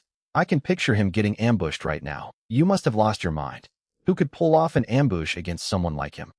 If he sells 100 gene, he definitely has way more stored away. Some people score 100 points because that is their maximum. He scores 100 points because that is the maximum possible score. I backed up your argument, so sell me some meat first. I'm genuinely starving. Look at that shameless attitude. While you all argue, I've already sent him a private message. Hey, no cutting in line. Discussions raged in public chat, but Gao Yang ignored begging and bizarre private messages. He focused on negotiating with one major buyer who wanted to purchase his full stock in one go. If you will accept me, I offer 500 units of lumber and 500 units of stone for all your meat. What do you think? Gao Yang stroked his chin. He recognized this ID. Rank 3 on the leaderboards, with 10 points, same as himself. This player had also survived the initial monster wave through combat strength. Even so, accumulating 1,000 units of basic resources on day 1 seemed impossible. Still, he did not care how the buyer obtained the goods. The offer was unsatisfactory. Silent Lamb, not enough. At least 1,500 units of basic resources, half of which must be lumber. Gao Yang was not a natural negotiator. He preferred physical confrontation over verbal bargaining. However, this was a seller's market, and the other party had approached him first. He stated his target price plainly. If the offer fell short, he would sell in smaller lots to other players instead. He withheld mentioning summon scrolls for now, revealing that demand would weaken his bargaining position. Ideally, he would push the other party into offering summon scrolls voluntarily. Right now, basic resources were his priority. Lumber and stone were chronically scarce on the grassland, needed for fuel, fortifications, and daily consumption. 1,500? Good grief. He really has the nerve to ask for that much. Looking at the message sent by Silent Lamb in the private chat window, Xie Yong could only laugh in exasperation. He had previously offered a 10-to-1 exchange rate. In his opinion, he had already offered a premium because he recognized the other party's capability and hoped to forge a connection. To see the other side immediately demand such a steep markup made it clear they had no intention of negotiating in good faith. The Mist World was nothing like MC. While you could chop down trees with your bare hands, the process was far from quick. This world operated on fully realistic physical mechanics. Setting stone aside, take timber as an example. Even physically robust players armed with crude iron axes could fell at most 5 to 6 waist-thick trees in a single day, and that was only for softer wood varieties. Once cut down, each tree yielded an average of 3 units of lumber. In other words, a player whose territory bordered the forest could produce roughly 15 units of lumber per day. That calculation did not account for axe wear and tear, which would only drive costs higher. By that logic, gathering 500 units of lumber would require over 30 players working around the clock. On top of that, those players still needed resources to sustain themselves. Xie Yong was confident that outside of himself, no other player in Zone 413 could muster such a stockpile of resources. Alliance leader, should we still go through with the purchase? Seeing the leader frown, the man beside him spoke indignantly. It took everyone so much effort to gather these resources. Why not reach out to other players? There has to be someone willing to trade food. If Gao Yang had been present, his sharp instincts would have let him recognize the voice instantly. He would have immediately placed the speaker, AAA Building Materials boss Wang, the player who uploaded a video before the monster assault. He looked every bit the stereotypical newly wealthy middle-aged man. Stocky build, hair cropped short into a shape resembling an upside-down heart. Without the gold chain, wristwatch, and fur coat, he bore a passing resemblance to the landlord from a well-known comedy film. Only he and Xie occupied the room. The stone walls revealed this building belonged to his territory castle. We still need to make the purchase. It's rare to find someone selling such a large quantity of food. Even if we find other sellers, there's no guarantee they won't be just as greedy. Xie shook his head and sighed softly. Many men dreamed of building their own faction, commanding a large group of followers who obeyed every word. Yet once you actually achieved that position, you realized how much simpler it was to take orders from others without a single worry. Right now, stress was practically making his hair fall out. Xie faction, the Unwavering Alliance, had recruited over 300 members within just one day and night after the world began. Its growth was rapid, and its future seemed promising. Unfortunately, the vast majority of those recruits were weaker players. Most of them only held 2 survival points, and some had 0. They had survived the monster onslaught by clinging on by the narrowest of margins, a method the system held in low regard. That was the harsh reality of the Unwavering Alliance. Xie had won over several capable veteran players through his personal charisma. These veterans formed the core, dragging along a large group of less competent recruits. It stood to reason. Only players struggling desperately to survive would accept recruitment so quickly. Joining a faction meant resources would be centrally allocated. Few people would agree to such terms if they could fend for themselves. These ordinary recruits could not hunt for food independently for the time being. At best, they could perform manual labor and gather low-risk basic resources. No one knew when the next wave of monsters would strike. The Unwavering Alliance had to stockpile food urgently before the rations its weaker members bought with survival points ran dry. When Xie founded the Alliance, he set a core rule: abandon no member. If anyone starved, everything would fall apart. The Alliance's credibility and unity would collapse completely, and his promises would become worthless. This newly established faction would die before it ever truly took root. All things considered, securing food supplies to prevent members from starving before the next monster attack was Xie most urgent priority. It was comparable to erecting the log to establish trust in the ancient Shanyang reform. The survival of these ordinary players was not the critical factor. What mattered was that everyone witnessed Xie standing by his people. After a moment of thought, Xie sent another message to the trader holding 100 gene of meat, who would likely have more supplies in the future. Public trust. I cannot provide such a large quantity of basic resources. Can I offer other goods to make up the difference? After a short wait, a reply arrived. Silent Lamb. That's acceptable, but it depends on what you have to offer. Relief washed over Xie upon seeing the response. He feared only an unyielding refusal, not further negotiations. Back and forth bargaining followed, and the two sides soon settled on a price neither party was happy with, yet both could accept. As the buyer, Xie inevitably got the worse end of the deal, yet he had no alternatives. He silently cursed the trader for profiteering, vowing never to do business with this person again if another food seller appeared. But once he transferred the resources and retrieved the wild rabbit meat, Xie changed his mind. He absolutely needed to maintain contact with this trader. Wang Ling, take a look at this pile of rabbit meat. Do you notice anything strange? Xie pointed at the mound of rabbit carcasses on the ground, his eyes glinting. Wang Ling, boss Wang of AAA Building Materials, tilted his heart-shaped buzz, cut, and stepped forward to examine the meat, confused. Moments later, he erupted in anger. Alliance leader. This person cut away all the tender belly meat. He only sold us the lean cuts. That's not what I want you to notice, though the man is certainly shameless.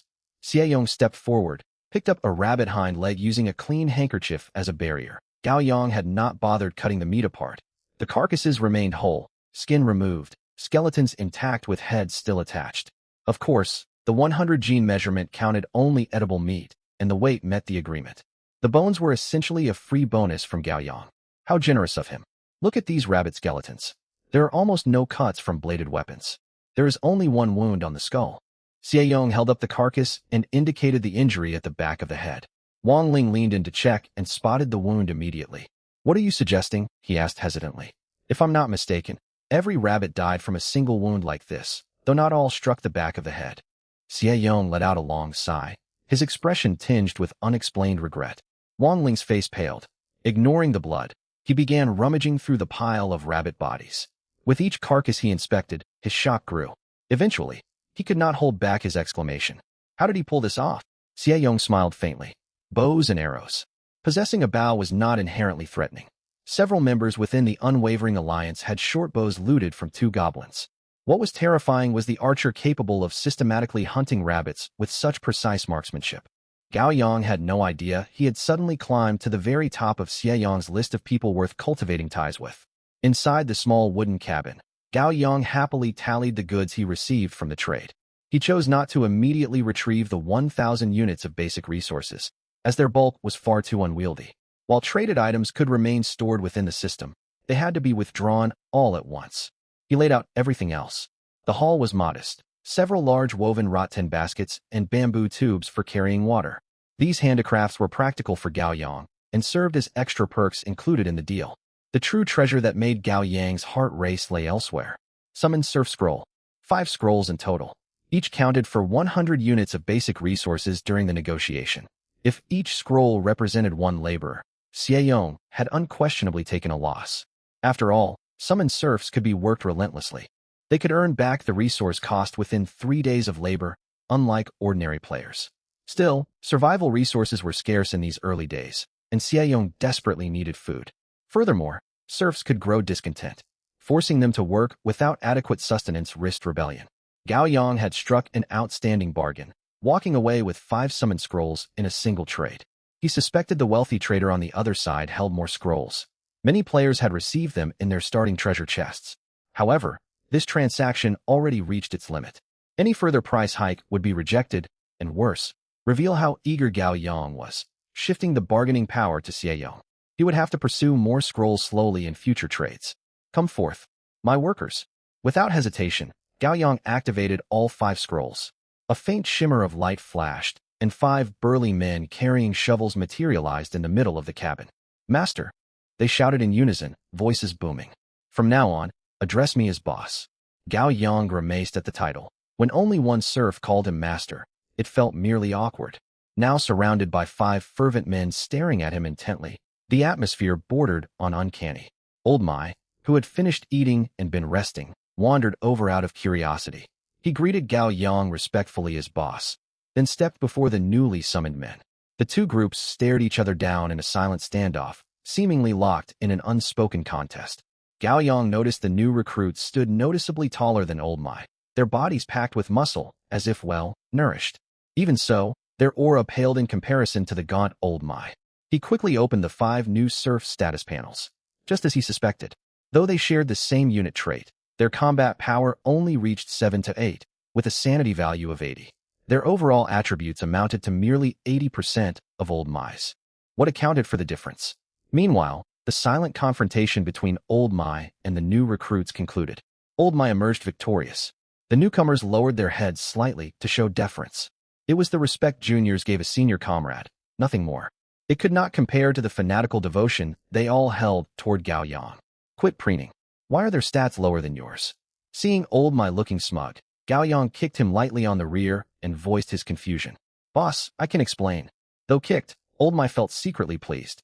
He interpreted it as his boss acknowledging him.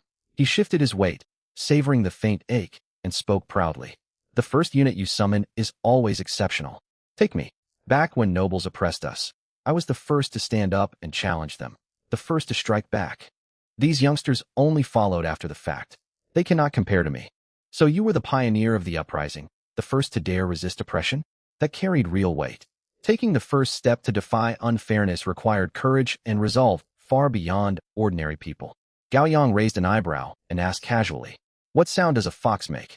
Old Mai froze, confused by the sudden unrelated question. He prepared to answer honestly, yet his gaze glazed over for a split second. As if something seized control of his mind, firm words spilled out. When the great Chu rises, Chun Sheng shall be king.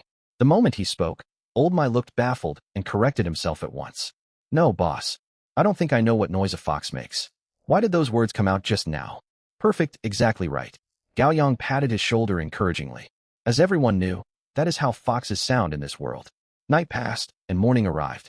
Compared to the tentative exploration of the previous day, Gao Yang's plan for today was straightforward. He and Old Mai would hunt in the morning and survey the surrounding terrain as thoroughly as possible in the afternoon. The remaining serfs split into 2 teams.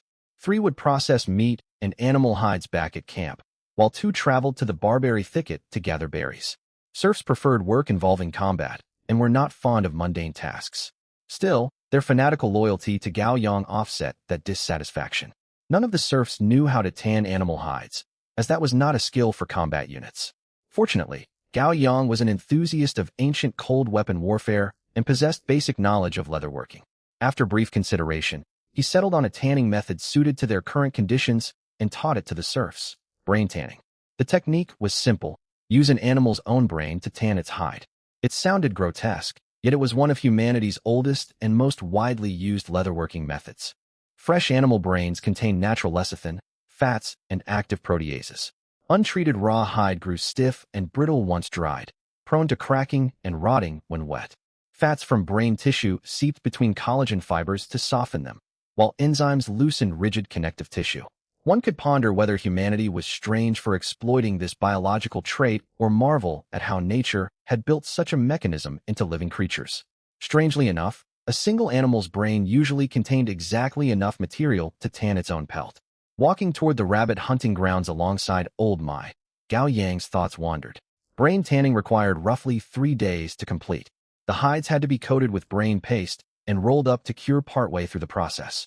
Once finished, the leather could be fashioned into warm clothing and rudimentary leather armor. The difference between wearing armor and having none could not be overstated. Once his territory gained that advantage, he hoped to trade for spices to improve his meals. Fried rabbit without salt was dreadfully bland. Lost in thought, Gao Yang kept walking. Soon he and Old Mai reached the rabbit territory, hiding in a different patch of tall grass than the day before. They draped bundles of weeds over their bodies as makeshift ghillie suits to avoid spooking the rabbits. Crouching within dense waste, high foliage, they would be hard to spot even at close range. Gao Yang's recurved bow had short limbs, designed for mounted shooting and easy to fire from a crouch position.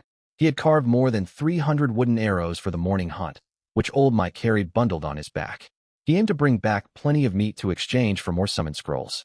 Ready, Gao Yang accepted an arrow from Old Mai, drew the bow, narrowed his eyes, and took aim at a gray rabbit in the distance. Michael Crichton wrote in his science fiction novel, Life Finds a Way. The well-known work was Jurassic Park. Yet compared to extinct dinosaurs, human initiative was far stronger. Humans would always use whatever resources they had to survive. Song Qiu was one of 10,000 unremarkable players in Zone 413. His awakened talent was mediocre, merely the C-grade sprint. Speed was a solid survival skill in the early game, ideal for escaping danger. Unfortunately, as a C-grade talent, the maximum speed and duration of his sprint depended entirely on his physique. At his limit, he could sustain speeds matching Usain Bolt for 5 minutes, covering roughly 3 kilometers. At that pace, horses could not keep up. In theory, it exceeded typical carbon biology limits. But this was the mist world, where monsters of all kinds roamed freely. Next to players who could breathe fire or take flight, a simple speed boost seemed underwhelming. Even so, Song Qiu counted himself lucky. His talent had let him outrun 2 goblins during the first monster assault. He unlocked the special survival condition race against death and earned 4 survival points as a reward. Some might wonder, the system warned thick fog blanketed all land outside player territories at night. How had he traveled far from his base? The answer was simple. His territory could move. He was the player in the global chat who spawned with nothing but a tent. That dark night, as 2 vicious goblins closed in, Song Qiu faced utter despair. Gritting his teeth, he hoisted his tent and charged straight into the mist. He would rather brave the fog's harmful effects than fall victim to the goblins. To his astonishment, he suffered no ill effects. His territory core, the tent, shielded any area it covered, blocking the fog even when he carried it atop his head. In other words, his territory could move at any time. And that was how Song Qiu survived his first night. After discovering that his territory wasn't fixed in place like every other player's, Song Qiu fully exploited this feature in the days that followed. He lived a nomadic life where his home traveled alongside him. A movable territory meant Song Qiu never needed to shuttle back and forth between resource nodes and his base, saving him enormous amounts of time. He could forage and gather resources as he traveled. Bolstered by his swift feet talent and the extra exploration speed granted by his mobile territory, he never needed to exchange points for food. He never went hungry. It was like constant road trip camping. What should have been a disastrous starting situation had turned into an incredible advantage, and Song Qiu was understandably pleased with himself. He regularly posted travel footage in the global chat channel. That was when disaster struck. He finally understood the line from those old commercials he'd seen as a kid: being fast doesn't guarantee victory. Avoiding missteps is what makes you successful. A group of players had spotted Song Chio. Using the footage he shared, they managed to estimate his general location. The open, unobstructed wasteland offered nowhere to hide, and they quickly cut him off. Song Chio tried to flee, but the raiders were well prepared. They had laid rope tripwires around their ambush site. The outcome was predictable. Song Chio was captured. He was certainly stubborn and unyielding, and so he became a very stubborn slave. Hurry up. Stop dawdling. A thorny branch lashed hard across his back, catching and tearing open several wounds as it pulled away. Song Chio shuddered in pain. Why, yes, master. He snapped back to his senses and hauled the wooden cart behind him forward. The raiders had spared Song Chio's life purely because they coveted his ability to move his territory. On top of that, he could run quickly, and he even came with his own makeshift transport, so they dared not cripple his limbs.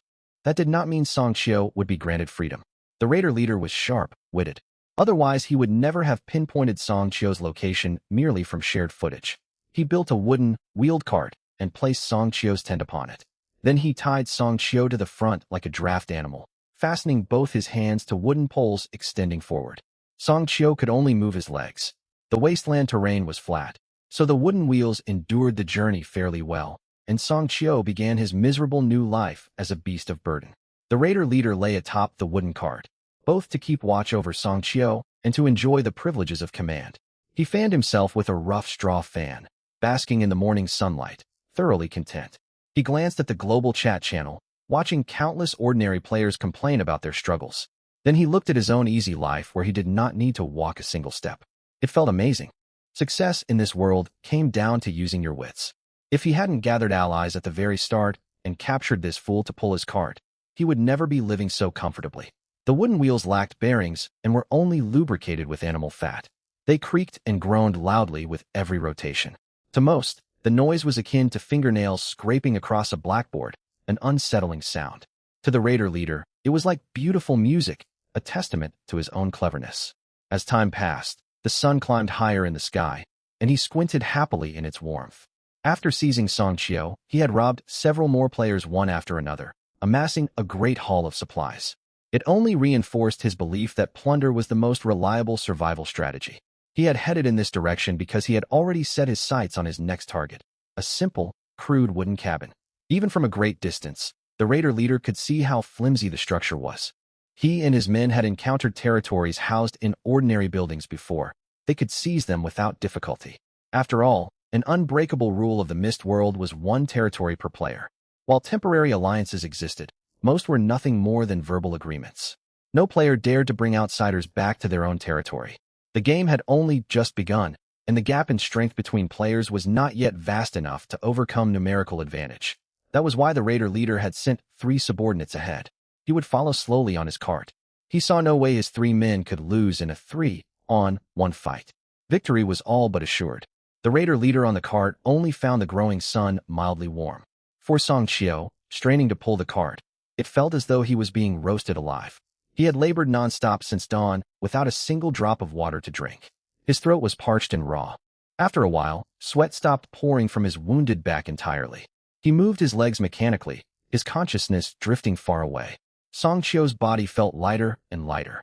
His eyes fluttered open in a daze, yet everything around him blurred, washed out in dull, murky green tones. I think this is it. I'm going to die, Song Chio thought dimly. Suddenly, several pale gray shapes flickered across his blurred vision. Are those rabbits? He wondered. Warm liquid splashed across his face, carrying a strange scent that drifted into his nostrils. Unpleasant as it was, it dragged Song Chio's fading awareness back from the darkness. The constant creaking of wooden wheels and the raiders' crude shouts faded away. In their place came a trembling voice begging for mercy. Sir, I was wrong. Spare me. Please show mercy. I have no patience for apologies after you've already acted. Song Chio's eyelids felt as heavy as lead. He forced them open a crack. His vision slowly cleared from blurry double images. The next instant, his body stiffened, and his mind went completely blank. The raider leader who had ridden on the cart, whipping him with thorny branches and treating him like livestock only moments before, had lost all trace of arrogance. He was tightly bound with rough straw rope, trussed up like a sack, kneeling wretchedly on the dry yellow grass. A bow and arrow, identical to those used by goblin archers, pierced cleanly through his left shoulder. Torn flesh bulged around the wound. Dark red blood soaked his clothing and dripped steadily onto the soil. This raider leader, who had built his power by robbing other players, now sobbed uncontrollably, shaking like a leaf. He kowtowed repeatedly, too terrified to lift his head. Seated on the wooden cart directly in front of him was a young man. Song Qiu lifted his gaze. The moment his eyes met the young man's figure, his heart lurched sharply. He was tall and powerfully built, with a physique far superior to most modern players who spent their days sitting indoors. He wore makeshift chest armor cobbled together from 2 sets of low-quality goblin hide armor. Rough beast skin clung tightly to his defined muscles. The outfit was crude, yet it radiated a cold, ferocious aura. Slung diagonally across his back was a polished black ox, horn recurved bow, its lacquered surface glinting sharply under the sunlight. In one hand, he held an iron axe provided by the system, wiping its edge slowly and unhurriedly. He leaned casually against the wooden cart, relaxed and unrushed. Even so, Song Qiu found him far more intimidating than the raider leader, who constantly wore an aggressive, snarling expression. This was a man who had taken lives, who walked constantly on the edge of violence, exuding an aura that kept all others at arm's length. Sensing Song Qiu's stare, Gao Yang paused polishing his axe and turned his head to look over. His eyes shifted first, followed by his neck.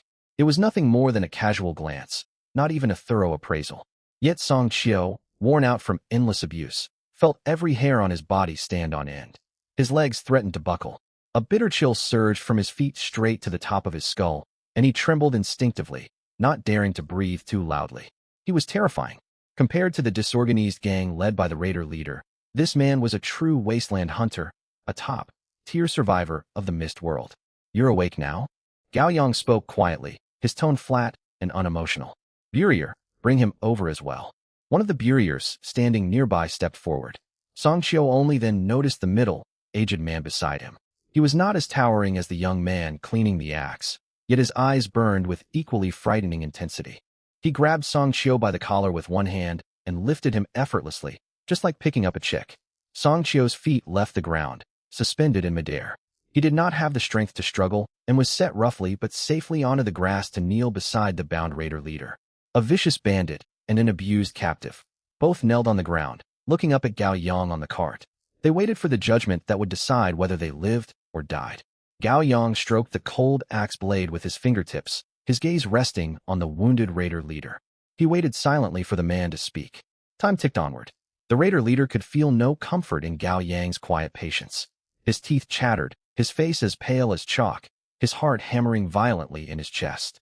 Overwhelmed by terror, his mind raced as he scrambled to connect every piece of information. That lone simple wooden cabin in the distance, the only territory building across this stretch of wasteland. This armored warrior carrying a powerful bow. Everything matched. This man was undoubtedly the lord of that cabin, the target they had come to raid and plunder. He must have been out hunting when the ambush happened, leaving his territory undefended. A spark of desperate, calculating hope flashed in the raider leader's eyes. The gamble was still possible. He might have been captured, but he still held a trump card. A confident smirk tugged at his lips. He had always favored high-stakes gambles where victory brought modest rewards, but defeat seemed impossible. It reminded him of the bet he had placed before being pulled into the Mist World, backing Spain to beat Cape Verde in the World Cup. Too bad he would never get to see the result. The raider leader fought to steady his shaking body and lifted his head. His words sounded like a plea, yet carried an undercurrent of threat. "Sir, I know I was wrong to covet your territory, but I urge you to let me go. 3 of my men headed for your cabin 10 minutes ago. They are almost certainly surrounding your territory right now. If you harm me, they will tear your cabin apart and destroy everything you own. You will lose your home completely. Release me, and I will order them to withdraw immediately, leaving your territory untouched. Otherwise, even if you kill me, you will end up with nothing." His words mixed threat and negotiation. He was certain every player's foundation was their territory. Without a territory to shelter them at night, survival in the dangerous Mist Wasteland was impossible. No matter how strong this warrior was, he would never risk losing everything he had built. He believed he had Gao Yang trapped. But the moment he finished speaking, Song Qiu, who had been kneeling weakly with his head lowered, suddenly shot upright. His bloodshot eyes burned with days of suppressed rage and hatred, locked firmly onto the raider leader. His throat was dry and raw. every word scraped out painfully. Sir, do not believe his lies. All eyes turned toward him. Ignoring the agony racking his body, Song Chio slammed his forehead hard against the ground. His posture was utterly humble as he looked up toward Gao Yang on the cart. My name is Song Chio. I possess a C-grade swift feet talent. My territory is a special mobile tent, unique across the entire region. I am willing to submit to you completely. I will serve as your slave, your follower, obeying every order for the rest of my days. He paused, then glared sharply at the raider leader, whose face had turned ashen.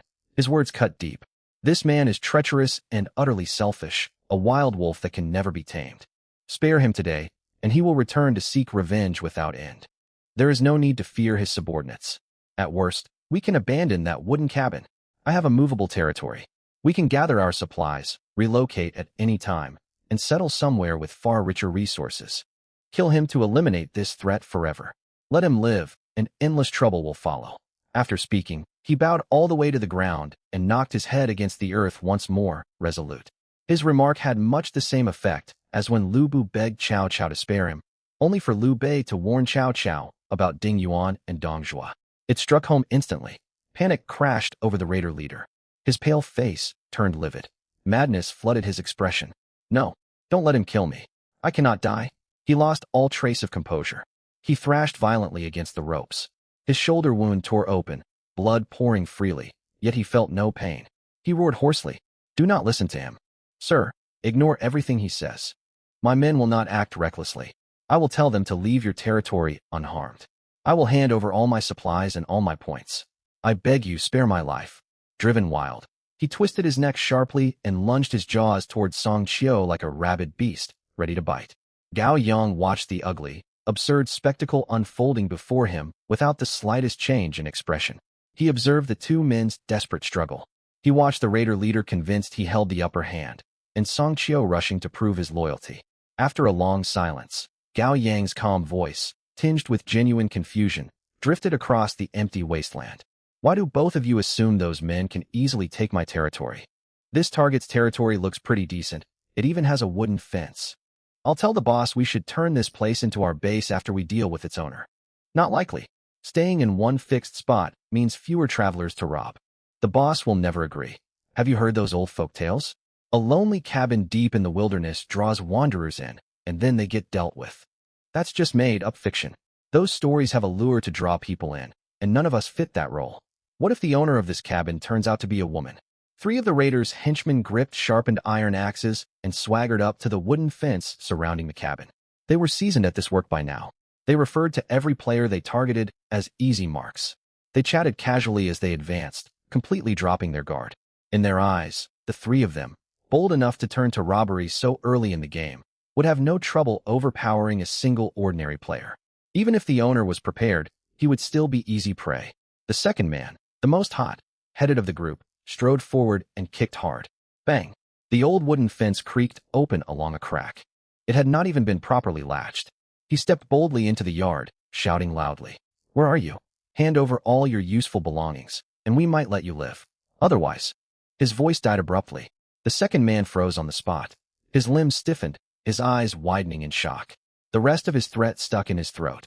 Inside the yard, 5 buriers stood lined up on either side. Their upper arms were bare, stained dark with blood. They had been processing large numbers of rabbit carcasses and curing hides moments earlier, leaving blood dripping from their forearms. The raider did not assume all that blood came merely from rabbits. The 5 buriers turned their heads. 5 pairs of empty, cold, emotionless eyes locked onto the intruder. Their hands tightened silently around the shafts of their shovels. A suffocating pressure filled the courtyard. The 3rd and 4th men noticed their companion had stopped and peered in curiously. "Second brother, what's holding you up? Found something good. Hurry up, or the boss will be upset waiting." They stepped into the yard as they spoke. In the next instant, smug grins vanished from both faces, replaced by blank terror. Their dreams of effortless plunder shattered completely. These 3 robbers were not hardened criminals. Before being pulled into the mist world, they were just young men who thought themselves clever. They dreamed of living a tough, independent life, their understanding of conflict limited to pirated copies of gangster films. That explained why the raider leader had persuaded them to join his gang so easily at the start. Though they had seen blood already, they excelled only at bullying weaker targets. Fighting a brutal pitched battle was far beyond them. Faced with 5 powerfully built men covered in blood, who outmatched them in numbers, presence, and combat ability, their courage crumbled instantly. Without needing to exchange a word, they spun around to run. It was already too late. Did they truly think they could attack Gao Yang and escape unscathed?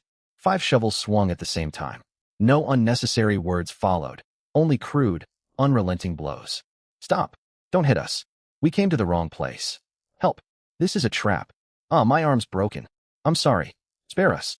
Screams and cries of pain echoed continuously within the yard. After a brief, brutal struggle, the 3 arrogant raider henchmen lay crippled on the ground, their limbs broken. They had not put up any meaningful resistance from start to finish.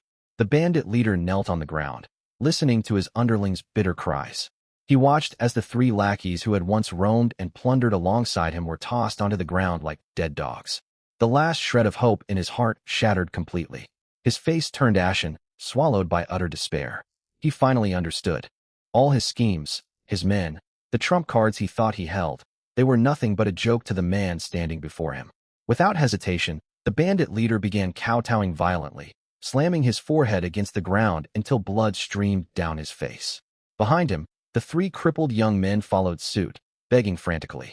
Sir, we know we were wrong. We swear allegiance to you. We will work like cattle and horses for you, never daring to harbor a single traitorous thought. Master, desperate to survive and prove their loyalty, the 4 transferred every last point they had accumulated at the start. System notifications flooded their vision. 12 points in total, transferred cleanly, not a single one held back.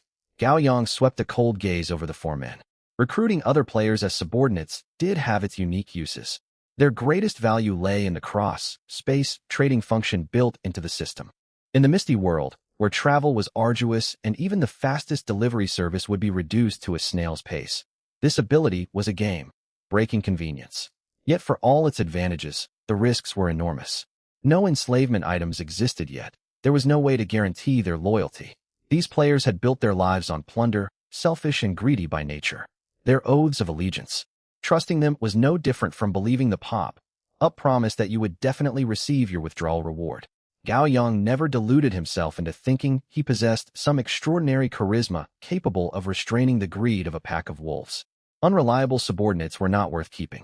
Gao Yang lifted a hand casually, his tone calm. Very well. I am not an unmerciful man. I shall spare your lives. The 4 bandits erupted in wild joy, certain they had escaped death. But in the next instant, the gravekeepers waiting behind stepped forward in unison. Cold light flashed, and shovels rose and fell. For heads rolled across the grass, their bodies still frozen in the kneeling posture of supplication as blood gushed out. He had indeed spared them. Only their heads and bodies were spared separately. 2 merits gained for a single task. Clean and decisive, no loose ends left behind. Old Mai expertly looted all supplies from the 4 corpses and soon neatly arranged the spoils. A wooden handcart, a mobile tent, a decent stock of food and fresh water, for iron axes, 1 iron saber belonging to the bandit leader, and a pile of clothing mostly stripped from other victims. There were not many basic resources. Likely the raiders had avoided hoarding heavy goods, or they had stashed supplies elsewhere. He also found 16 heavy, golden ancient coins of unknown origin. Their purpose remained unclear for now. Most valuable of all to Gao Yang were the surf summon tickets. 6 of them. Whether the bandits had obtained the tickets from treasure chests or stolen them, it did not matter. They belonged to Gao Yang now. Undoubtedly, this raid had been an enormous gain. The bandit leader had been correct about one thing. No method earned resources faster than plunder. Even capitalism relied on plunder to accumulate primitive capital. Yet all of that rested upon strength. To attempt plunder without sufficient power was nothing but gambling. And every gamble carried the risk of loss. That was why Gao Yang never gambled. Gao Yang stored away all the supplies and was about to head home when he suddenly remembered there was still one living person kneeling on the ground. Song Qiu. He had witnessed the entire ruthless slaughter from start to finish, frozen stiff, not daring to tremble too violently. Fear, relief, and awe filled his mind to the brim. Gao Yang looked down at him. You may live. Song Qiu lifted his head abruptly, eyes wide with disbelief. Remain under my command. You will still be registered as a slave, but granted freedom of movement. I assign you one task. Use your sprint ability and mobile tent to fully explore the map and share all exploration data with me immediately. I will offer protection when circumstances demand it. Gao Yang had reached this decision after careful consideration. A person could not go it alone forever. Human energy was limited. Once his operations expanded, he could not personally oversee every matter. He needed to cultivate capable subordinates in advance. Song Qiu's abilities were decent in the early stages, but Gao Yang did not hold him in particularly high regard. He had no plans to live a nomadic life, and he doubted he would ever need to pack up his belongings and flee. For Gao Yang, Song Qiu was merely a scout to chart the territory. Still, he made a suitable test subject to learn how to manage subordinates. Since Gao Yang did not rely heavily on him, his demands were lenient. At the very least, from Song Qiu's perspective, the terms were unbelievably generous. In this world, where ordinary players struggled constantly, hunted by stronger players and monsters alike, having a safe place to survive, the protection of a powerful figure, and only needing to explore terrain to stay alive. It was an opportunity beyond imagination. To prevent him from growing reckless or fleeing while out exploring, Gao Yang assigned one gravekeeper to accompany him. Officially, the man would act as a bodyguard. In truth, he would monitor Song Qiu's every move, never leaving his side. Far from resenting the arrangement, Song Qiu trembled with excitement. He had once been treated like livestock by the bandits, beaten at will, facing the possibility of dying exhausted in the wilderness. Now he had become a dedicated scout under a powerful master, with a personal escort. The extreme shift in fortune had reshaped his mindset completely. He had already sunk into the lowest depths. His dignity, freedom, and confidence had long been worn away by suffering. All idealism had vanished long ago. The small kindness and protection Gao Yang offered felt like salvation to him. Fear faded away entirely, replaced by fanatical admiration and devotion. He stared at Gao Yang's tall, straight back. A strange, warm flush crept across Song Qiu's pale face. So powerful, so steady, so reliable. Song Qiu lowered his head tightly, fanaticism swirling in his eyes, and spoke respectfully in a deep voice. Song Qiu is willing to be a loyal hound under my master. I shall devote myself fully to mapping the land, and will never betray your trust. Strictly speaking, before arriving in the Misty World, Song Qiu had also been a young man who lived recklessly. But he belonged to a different circle from the three bandits.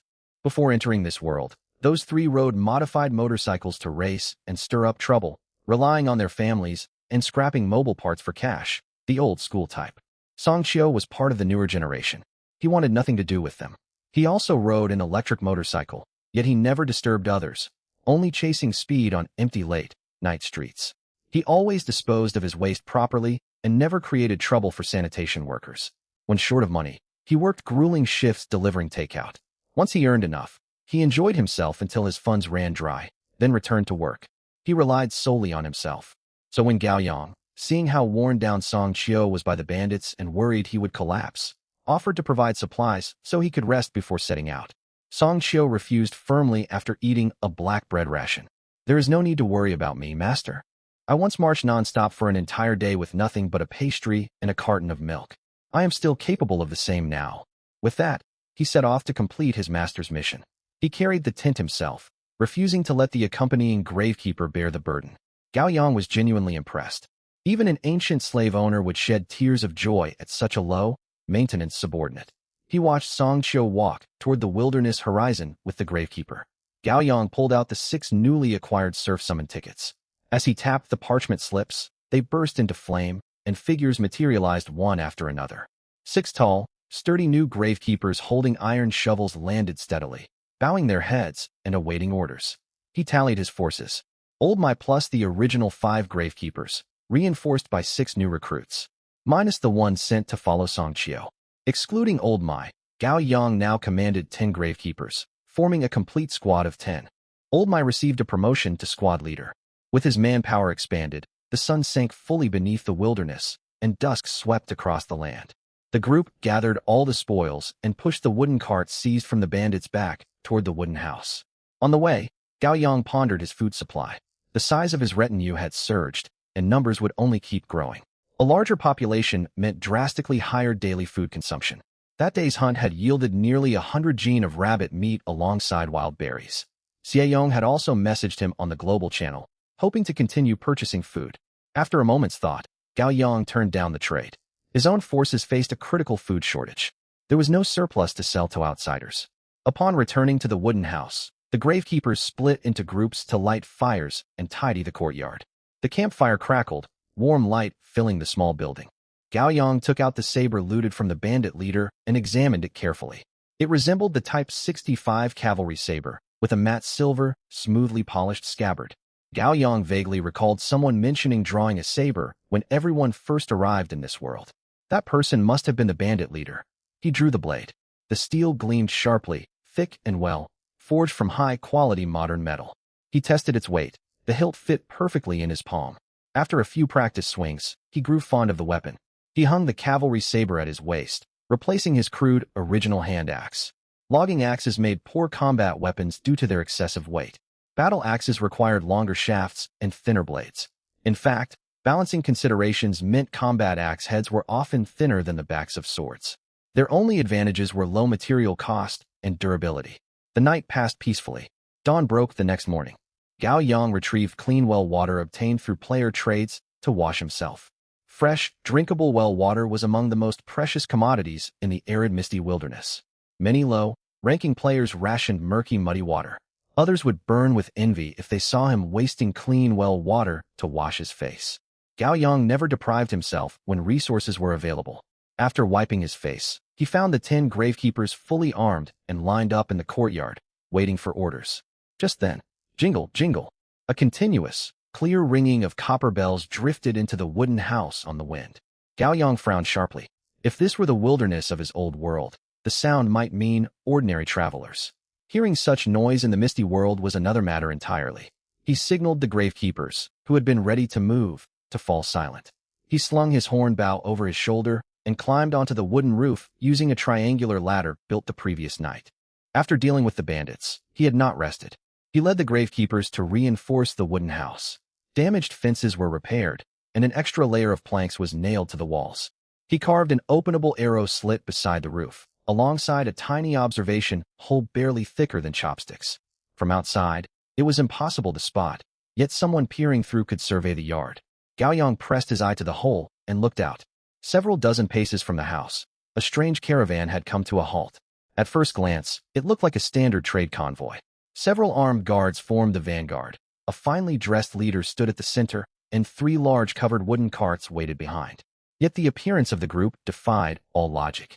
The guards and leader were upright black goats wearing clothing, moving and behaving no differently from humans.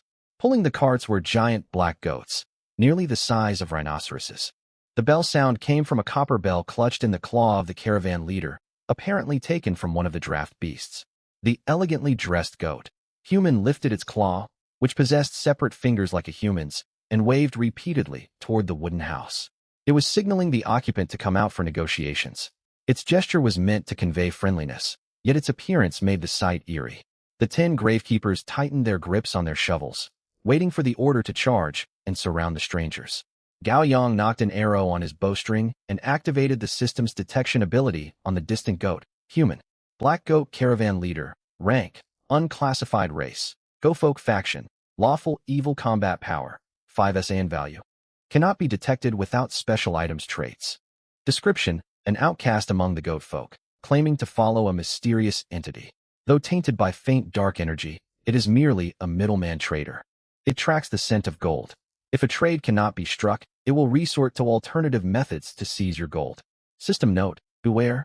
The black goat merchant's heart is darker than its fur. Black goat caravan guard, rank, unclassified race, Godlike faction, lawful evil combat power. 15 equipment bonuses not calculated for ranks below bronze SAN value. Traits. Description: guards hired by the caravan leader. Their loyalty is shallow, as they fight only for money, yet their hunger for wealth keeps their morale high. System note: goat folk are not natural warriors, but they possess sturdy physiques. They've come to trade. Reading the status panels, Gao Yang thought immediately of the 16 ancient coins seized from the bandits. The system never introduced items without purpose. These coins were almost certainly the native currency of the misty world. Gao Yang studied the bizarre goat caravan thoughtfully, weighing whether to meet them for talks. It was clear the caravan had tracked him down because of the coins. According to the description, they would turn to violence if negotiations failed. The leader possessed little combat strength, but the goatfolk guards were dangerous opponents. There were 5 of them, all standing over 2 meters tall with muscular builds. Their powerful hind legs looked thicker than a gravekeeper's waist. They were well equipped too. each wearing chainmail robes and wielding warhammers. Gao Yang was not afraid of fighting, but initiating battle against such foes would be unwise. He was still in the early phase of establishing his base. Losing any of his soldiers would sting deeply. In that case, he might as well meet the goat folk to negotiate. The coins were useless to him for the time being. Trading them for supplies would be ideal. If talk soured, he could still fight. Even as he prepared to negotiate, Gao Yang remained extremely cautious. The system stated the traders would avoid conflict if business could be done.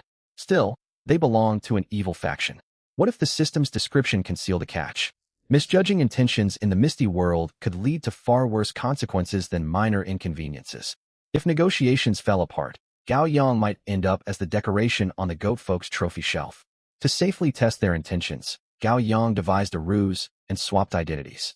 He took off his leather armor and handed it to Old Mai, putting on the standard tattered brown cloth uniform of a gravekeeper. Tall and robust, he blended easily among the guards, his features partially concealed. Old Mai, the first gravekeeper summoned, had a slighter build. He donned Gao Yang's clean leather armor and strapped the silver, hilted cavalry saber to his waist. With his imposing bearing, he convincingly passed for the leader. From afar, his aura was convincing enough to fool anyone. "You will conduct the negotiations," Gao Yang whispered instructions. "Speak little and maintain a commanding bearing. Do not strike first. Await my signal." Old Mai nodded impassively. He slipped into his role instantly. Gao Yang nodded in approval. The group armed themselves and marched slowly from the courtyard toward the goat caravan. The strangers noticed their approach. The guards stepped back, and the finely dressed goat folk leader moved to the front to signal peaceful intent. The two parties drew closer. The goat leader's strange rectangular vertical pupils narrowed slightly. Old Mai, acting as the master, stood at the front, hand resting lightly on his saber hilt, projecting authority and waiting for the other side to speak first. Yet something unexpected happened. The elegantly robed goat folk leader paid no attention to Old Mai at all. It ignored him completely. Its eerie vertical gaze cut straight past the fake leader in the front row, locking firmly onto Gao Yang. The goat's stare never wavered. An awkward silence fell. Old Mai's composure cracked. He believed his performance had been flawless, only to be disregarded outright. It felt like an insult to his acting skills. He feared his master would think he had failed the task. Frowning, he tried to salvage the situation. His hand tightened around the saber hilt, sharp killing intent radiating outward as he shouted sharply, "Do you dare look down on me?" His roar resounded, carrying heavy intimidation. The goat folk leader still ignored him, letting out low, strange chuckles, its gaze fixed entirely on Gao Yang. There was no point continuing the act. Gao Yang sighed quietly. He stepped forward, pushing past the surrounding gravekeepers. He took the cavalry saber back from Old Mai, gripping the hilt as he faced the goat leader. His tone calm. "How did you see through the disguise?" The goat folk leader tilted its head and let out more hoarse, peculiar laughter. Clothing can be changed, but bearing cannot be hidden. A common man clad in silk remains a servant. A ruler dressed in rough cloth still carries the aura of a lord. Your presence cannot be concealed. The words sounded like flattery, yet Gao Yang did not trust them for a moment. Old Mai, however, grew indignant. "My master has more than just a ruler's aura. He possesses the bearing of an emperor at the very least." Gao Yang held Old Mai back before he could demand the goat rephrase its compliment. He watched the subtle shifts in the goat leader's eyes and immediately spotted what lay behind its words. Despite its eloquent speech, its gaze drifted repeatedly toward the pouch holding the gold coins at Old Mai's waist. That greed was impossible to conceal. It was never a matter of his own emotions slipping through. It was simply that these damned black goat folk could track the scent of gold coins. The money pouch had hung on Gao Yang's body before, and he had handled those 16 ancient gold coins many times. His skin had long since absorbed their unique scent. Though he had changed clothes, if these goat folk could trace the coins across hundreds of miles, picking up the scent face to face would surely be no difficult feat. Realizing this, Gao Yang's vigilance spiked to the maximum. Sure enough, the system's assessment held true. The hearts of black goat merchants were blacker than their own fur. No need for formalities. Gao Yang cut to the chase. "Speak plainly. What do you want from me?" The black goat commander withdrew its gaze, folding its hooves behind its back as it struck an oddly elegant pose, and spoke slowly. I am a devout follower of the great ancient being. I wander the wasteland in accordance with its will, searching for the sacred ancient gold coins it scattered across the world."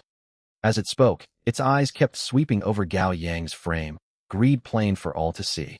These days, you Skyfallers spend freely and trade honestly. Every last one of you is a generous lord. Far easier to bargain with than those shrewd, poverty-stricken native folk. Gao Yang pricked up his ears, silently noting the critical information. There were native human inhabitants in the Mist World. What was more, other players had long discovered the uses of the gold coins and struck bargains with the Black Goat folk. After the brief exchange, seemingly satisfied that enough groundwork had been laid, the Black Goat commander shifted its tone. It dropped all pleasantries with an almost domineering air. I demand to conduct a trade with you. It was a demand, not a request. Its haughty demeanor, treating Gao Yang as prey, was laid bare. Gao Yang kept his expression calm and gave a slight nod. Very well. Upon receiving his answer, the Black Goat commander let out a cackling laugh, its sheep-like features instantly softening. It waved a hoof. Several 2-meter-tall Black Goat guards behind it moved at once, hauling piles of goods out of the wagon and arranging them neatly across the grass. Gao Yang glanced over and fell momentarily speechless. This beast had sized up exactly how much wealth he possessed. Every single item laid out bore a fixed price of 16 gold coins. No more, no less. Precisely the full extent of his fortune. It was obvious the creature intended to strip him clean in one go. The supplies on the ground were varied, a mixture of valuable and useless wares. There were plenty of practical items. A cuirass tailored to Gao Yang's frame, long-lasting compressed rations, crop seeds edible for humans, low-grade potions capable of rapid wound cauterization and healing. Mixed alongside them were all manner of bizarre oddities. Hardened lizardman claws, curled halfling hair, a strange liquid claimed to be dragon saliva. A chaotic jumble of goods of wildly varying worth. Still, for Gao Yang, who was still establishing his foothold, this batch of supplies held immense value. The gold coins were of little use sitting idle in his hands. Far better to exchange them for tangible resources to boost his combat strength. Before long, Gao Yang's gaze locked onto a yellowed hide scroll blueprint. Bow and arrow crafting blueprint. Grade, low, tier, type. Blueprint, description. A blueprint enabling mass production of bone arrows. 1 unit of beast bone and 1 unit of timber yields 64 unfletched bone arrows. Adding 1 unit of feathers produces fletched bone arrows. System comment. Rumor has it some wanderer once saw this blueprint and decided to stake everything on his hunting partner. Giving a man fish feeds him for a day. Teaching him to fish sustains him for life. As one of the few ranged combatants in the region, Gao Yang had long grown weary of wooden arrows. With this blueprint, he could independently produce bone arrows and completely resolve his shortage of ranged ammunition. After all, players would not gain access to iron weaponry for a very long time. Bone arrows were the most cost-effective option available at present. Even if he no longer needed them later, he could sell arrowheads to other players, guaranteeing a profit. This was what he wanted. Without further hesitation, Gao Yang pulled out the money pouch and handed over all 16 ancient gold coins. The instant the gold coins landed in its hooves, the Black Goat commander's eyes lit up, overcome with unrestrained excitement. At the same time, the system notification chimed beside Gao Yang's ear. Ding. Trade completed. Black Goat caravan commander's favorability toward you +20. Gao Yang felt no joy whatsoever. Instead, the corners of his mouth twitched. Favorability? What use did he have for favorability from a herd of goats? Once the trade concluded, the Black Goat caravan wasted no time departing after obtaining the gold coins. They still had wares left to sell, and were likely heading off to seek out the next player in possession of gold coins.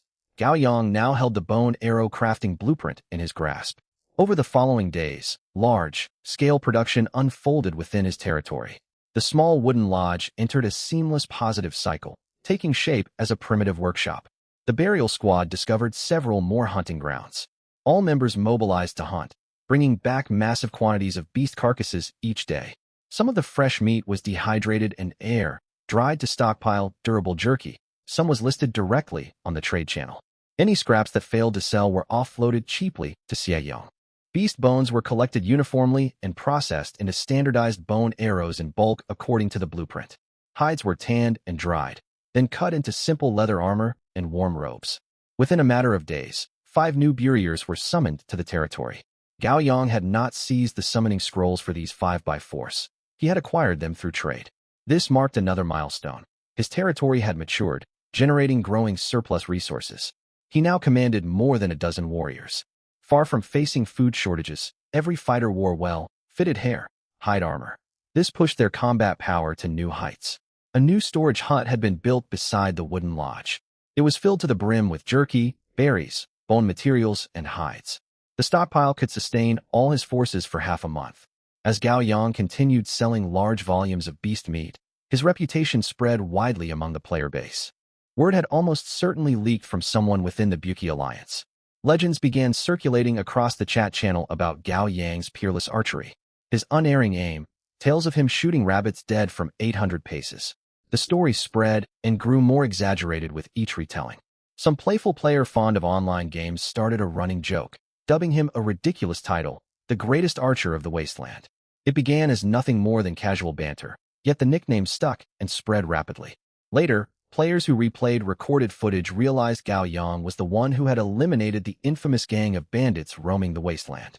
Mention Gao Yang's name in the chat channel, and few would recognize it. Bring up his online handle Silent Lamb, and people would know he was formidable. But utter the title the greatest archer of the wasteland, and everyone's attention would be captured. I haven't heard the full story in a whole minute. Very well, settle in. It began on an ordinary morning across the wasteland. Conversations of this kind became regular entertainment in the Region 413 chat channel. As days passed, and players gradually adapted to life in the Mist world, the weather shifted imperceptibly. Temperatures plummeted across the wasteland. Cold winds swept through dry grass, driving the apparent temperature below 10 degrees Celsius, a biting chill permeating everything. Dark clouds hung heavy in the sky that day. A heavy downpour loomed, making outdoor hunting impractical. Gao Yang decided to give himself a day of rest, sitting beside the stove to warm himself. The Buriers busied themselves in the yard. It was not that Gao Yang forced them to labor. The creatures simply could not abide idleness. Forbidden from hunting that day, they set about planning to construct an additional storage hut. After multiple rounds of reinforcement and renovation, the small wooden lodge bore little resemblance to its original dilapidated state. Its walls had been thickened and lined with planks, all gaps sealed tight against the wind. Thick hair hides lined the floors and inner walls. A stone stove crackled with burning charcoal at the center, filling the room with warmth. It was a world apart from the frigid wasteland outside. The territory had ample manpower. Hunting, crafting, and sentry duty were all handled by the Buriers. There was no need for Gao Yang to exert himself directly. His forces could continue developing steadily even without his personal labor. Yet Gao Yang never dared let his guard down. Though the Buriers had learned to wield throwing spears proficiently for hunting, he still joined them on hunts every day. He seized each outing to polish his archery and command skills. There is nothing finer than a bowl of hot broth. Nestled within the warm lodge, Gao Yang held a bowl of steaming meat soup seasoned with precious spices. Pepper and chili he had traded for via the chat channel. The broth warmed him from within. He casually opened the chat channel to browse recent messages, hoping to uncover useful intelligence. The channel was scrolling at an unprecedented speed, flooded with heated discussions. Has anyone else noticed how sharply the wasteland has cooled? I fear trouble is coming. Forget the temperature. I heard wild beasts roaring in the distance, far more aggressive than before. Quit talking about the weather. Has anyone seen the post from the top? Rank player wealth without boundaries. I've seen it. But what does something like that have to do with ordinary folks like us? Ouch, that hits hard. He said we could team up. If hundreds of us gather, we can charge in together. If you want to get eaten by that bronze tier monster, just say so. Master Wealth is practically delivering snacks straight to the beast in the Mist world. If we could rally that many people, we wouldn't be idling in chat. Messages flashed past one after another, far livelier than usual. It was only natural. Few players dared venture out in such weather, regardless of their stockpiles. In the Mist world, falling ill after being caught in the rain was almost always a death sentence. Gao Yang scrolled upward and quickly located the source of all the commotion. A pinned bounty post from Wealth Without Boundaries. The player ranked first on the points leaderboard. The post was blunt and straightforward. Generous bounty, seeking capable players to assemble a party and hunt a bronze tier mutant giant bear. Target location, Wasteland region. Exact coordinates shared privately. Monster grade, low bronze mutant beast. Traits, thick hide, ferocious bloodlust, enormous stature. Recruiting high, tier players, and top combatants. All spoils, system kill rewards, and the giant bear's corpse will be split evenly among the party. Additional personal compensation negotiable in private messages. Weaklings need not apply. Do not waste my time. A full monster stat panel was attached below. However, due to investigating an enemy of higher rank, Most entries were obscured by question marks. It offered limited information. Gao Yang grew interested upon reading the bounty, thanks to recent trades and unwise players who had arrived at his territory bearing offerings. He had accumulated 65 points, firmly securing second place on the leaderboard. The gap separating him from first place wealth without boundaries remained vast. His rival held 122 points, a dominant lead over the entire region. Gao Yang also recalled that this player had begun with an initial 15 points, having survived the first monster assault through unusual means. Yet he remained shrouded in mystery. No one in the chat channel had uncovered any details about him. Curiosity stirred. Gao Yang opened a private message window and sent a line to Wealth Without Boundaries. Silent Lamb. You are recruiting people to hunt the bear? The reply arrived almost instantly. Wealth Without Boundaries. That is correct. I am in urgent need of top-tier combat power. Are you interested? I have long heard tales of your renown as the greatest archer of the wasteland. His tone was calm and composed, seemingly unsurprised by Gao Yang reaching out. But why did even this man know that ridiculous nickname? Gao Yang disliked the title, as similar monikers in history and games had belonged to figures who met early ends. He cut straight to the point without unnecessary pleasantries. Silent Lamb, is your talent related to gold coins? After the message sent, the other party fell silent for 2 seconds. Then a reply appeared, far more candid than Gao Yang expected. Wealth Without Boundaries. It is. Gao Yang raised an eyebrow, genuinely surprised. He had suspected as much, yet assumed the man would dodge or deny the question. He had not anticipated such straightforward honesty. Silent Lamb. You admit it so openly, with no attempt to hide the truth? What if I was only bluffing? Wealth Without Boundaries. What would be the point? If you are asking this question, you already have your suspicions. Even if I denied it, you would believe I was lying, would you not? Before Gao Yang could respond, Wealth Without Boundaries sent another message. Wealth Without Boundaries. I have been keeping track of you, one of Region 413's most powerful fighters. Wealth Without Boundaries. Truth be told, this bronze giant bear possesses absurd defenses. Ordinary player parties will only be slaughtered. If you agree to lead the hunting party, I will offer special terms. Wealth Without Boundaries. You shall oversee the distribution of all system rewards, monster drops, and the bear's carcass. I will claim no share whatsoever. Wealth Without Boundaries. I will additionally provide native gold coins as payment. Gao Yang inhaled quietly. These terms were unbelievably generous. If not for the fact that the other player lacked motive and opportunity to betray him, he would suspect Wealth Without Boundaries planned to lure everyone together to eliminate them. Gao Yang refused to believe anyone would undertake such a costly venture with no personal gain, and pressed for the key detail. Silent Lamb. You surrender all rewards. What do you stand to gain? Silence returned on the other end of the interface. Moments later, a line of text slowly appeared. Wealth Without Boundaries. Everyone harbors their own secrets. You are no exception, are you not? He turned the question back to Gao Yang. Gao Yang's eyes narrowed. It was clear the region's top-ranked player sought far more than resources or points from hunting the bear. He had some other objective in mind. Still, he saw no reason to press when the man refused to elaborate.